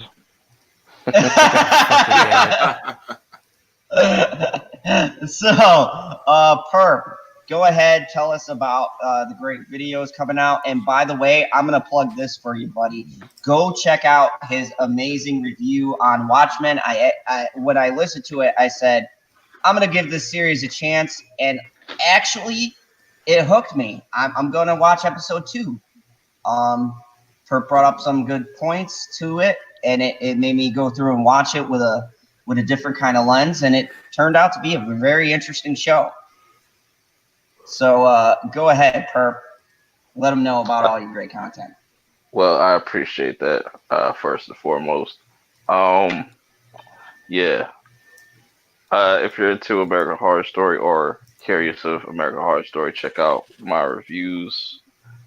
Just dropped one about episode 6. Was it season 9? It's like their 100th episode tonight, so yeah, something fancy. I got a couple other videos coming. I don't know when I'm going to drop them, but yeah, it's been cool. Yeah, editing's a bitch, Perp. Now that I'm doing it, like I thought I was gonna be done, It's not and that bad. I couldn't figure out how to put the fucking music in for my thing because the music system works different. So I like to clip it. I had to actually cut off the music, and there's a whole separate little menu. So I had to actually use the fucking help, and I'm sitting there going, "This isn't coming out at 9. Fuck!" I don't want to hear what you were cutting off. And Stig, the man who streams the most here. This man appears on more live streams than I can ever hope to be on. Go ahead and tell them about your amazing channel that they can listen to on the bathroom toilet. Yeah, 3 minutes of footage. That's all you're getting from me, okay? Don't DM him. Yeah, leave me alone, you bastards. Get off my damn lawn. You will send tips. Other than that, I'm just, I don't know, just a friend of the family, I guess. Nothing special, just an opinionated asshole from Norway. That we appreciate it. And the newest person on the panel jumping in for all of this craziness. I hope you had a fun time here, Bear Nerd. And I felt bad I couldn't jump in with you guys earlier because I was 3 bears. I said it's almost bear. unbearable. Okay, let You me. said bear nerd. bear. Nerd. Fun. I love it. So I'm so happy that you were able to join us on the stream, and tell them, I believe you're a part of Fourth Wave. Yes, I am. Tell them all about that and all of the great stuff you have on your channel. Every Friday at 4 p.m. Pacific Standard Time, and also if you're on the East Coast at 7 p.m. Eastern Time Standard, and every Fourth Wave, and we talk about current issues going on, and basically Steven is the Phantom Menace author. He's writing a book about the Phantom Menace, and he's also going to be opening an Indiegogo here pretty soon.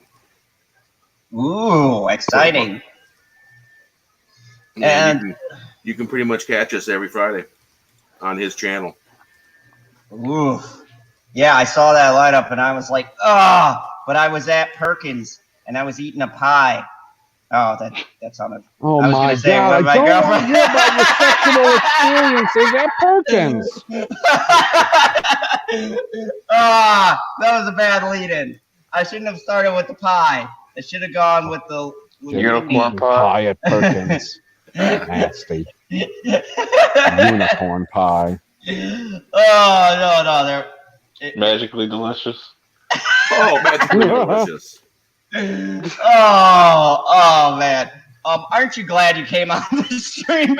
He's like, first and last time I'll ever be here. I don't know Bear, but it's nice to meet him. You know. Yeah, you too. I subbed your channel, Perp. Thank you. Appreciate it. It's Watch anime. So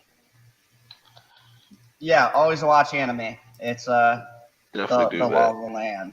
Yes. There was an anime I used to watch. I can't remember the name of it, but it used to be on the Sci-Fi Channel after 11 o'clock. Oh, there were a ton of them. Ghost in the Shell. Interesting. Yeah, I can't remember the name of it, but it was pretty awesome. I'm going to eventually convert Stig to anime. No. Yeah, at least one. I have watched a couple. I watched Ninja Scroll back in the day and Akira. Ooh, Yeah. my That's what I class. say. You would like animes like Vinland Saga and like Attack on Titan because it has those elements to it. Like it reminds me of like Berserk and all that stuff there. No, he thinks you'll like Vinland Saga because it's about your people. Yeah, You like no, it? I like it's it. pissing on my people.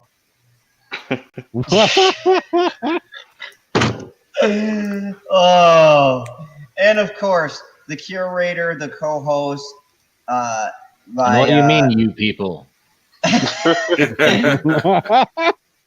and my good buddy PB. Go ahead, tell them about all your great content that you could see. And 300. Now you're past it. Woo! Yeah, I'll be passing you any day now. As you're Word. on your downslide and I'm on my upslide. Good times. Oh, The rule God of damn two. it. oh, We could I- never run a show that terribly. We always put the video up on the screen instead of on a screen on the other side of the fucking room.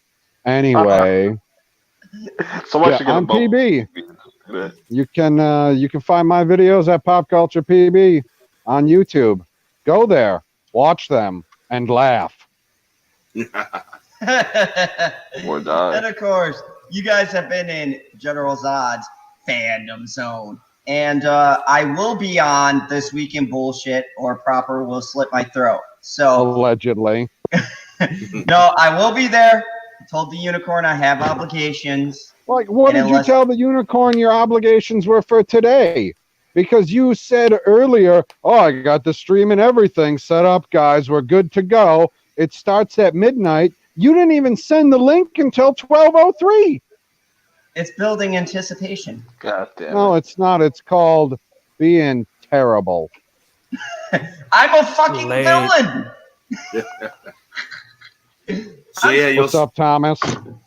you'll see in the chat. I posted the fourth wave. We did a special edition live stream earlier, and I posted that in the chat. Yeah, so go Excellent. ahead and go to that if you guys didn't check Click it on out. that link. Add it to your watch later. You'll enjoy it. Oh yeah, lots of fun. The one before that was me and Mike. He's the editor for the Phantom Menace book that's being written. Doing a lot of hard work on there. He was on with me last night as well. Oh, and Shellback, now that I know this hat annoys you, I will make it my personal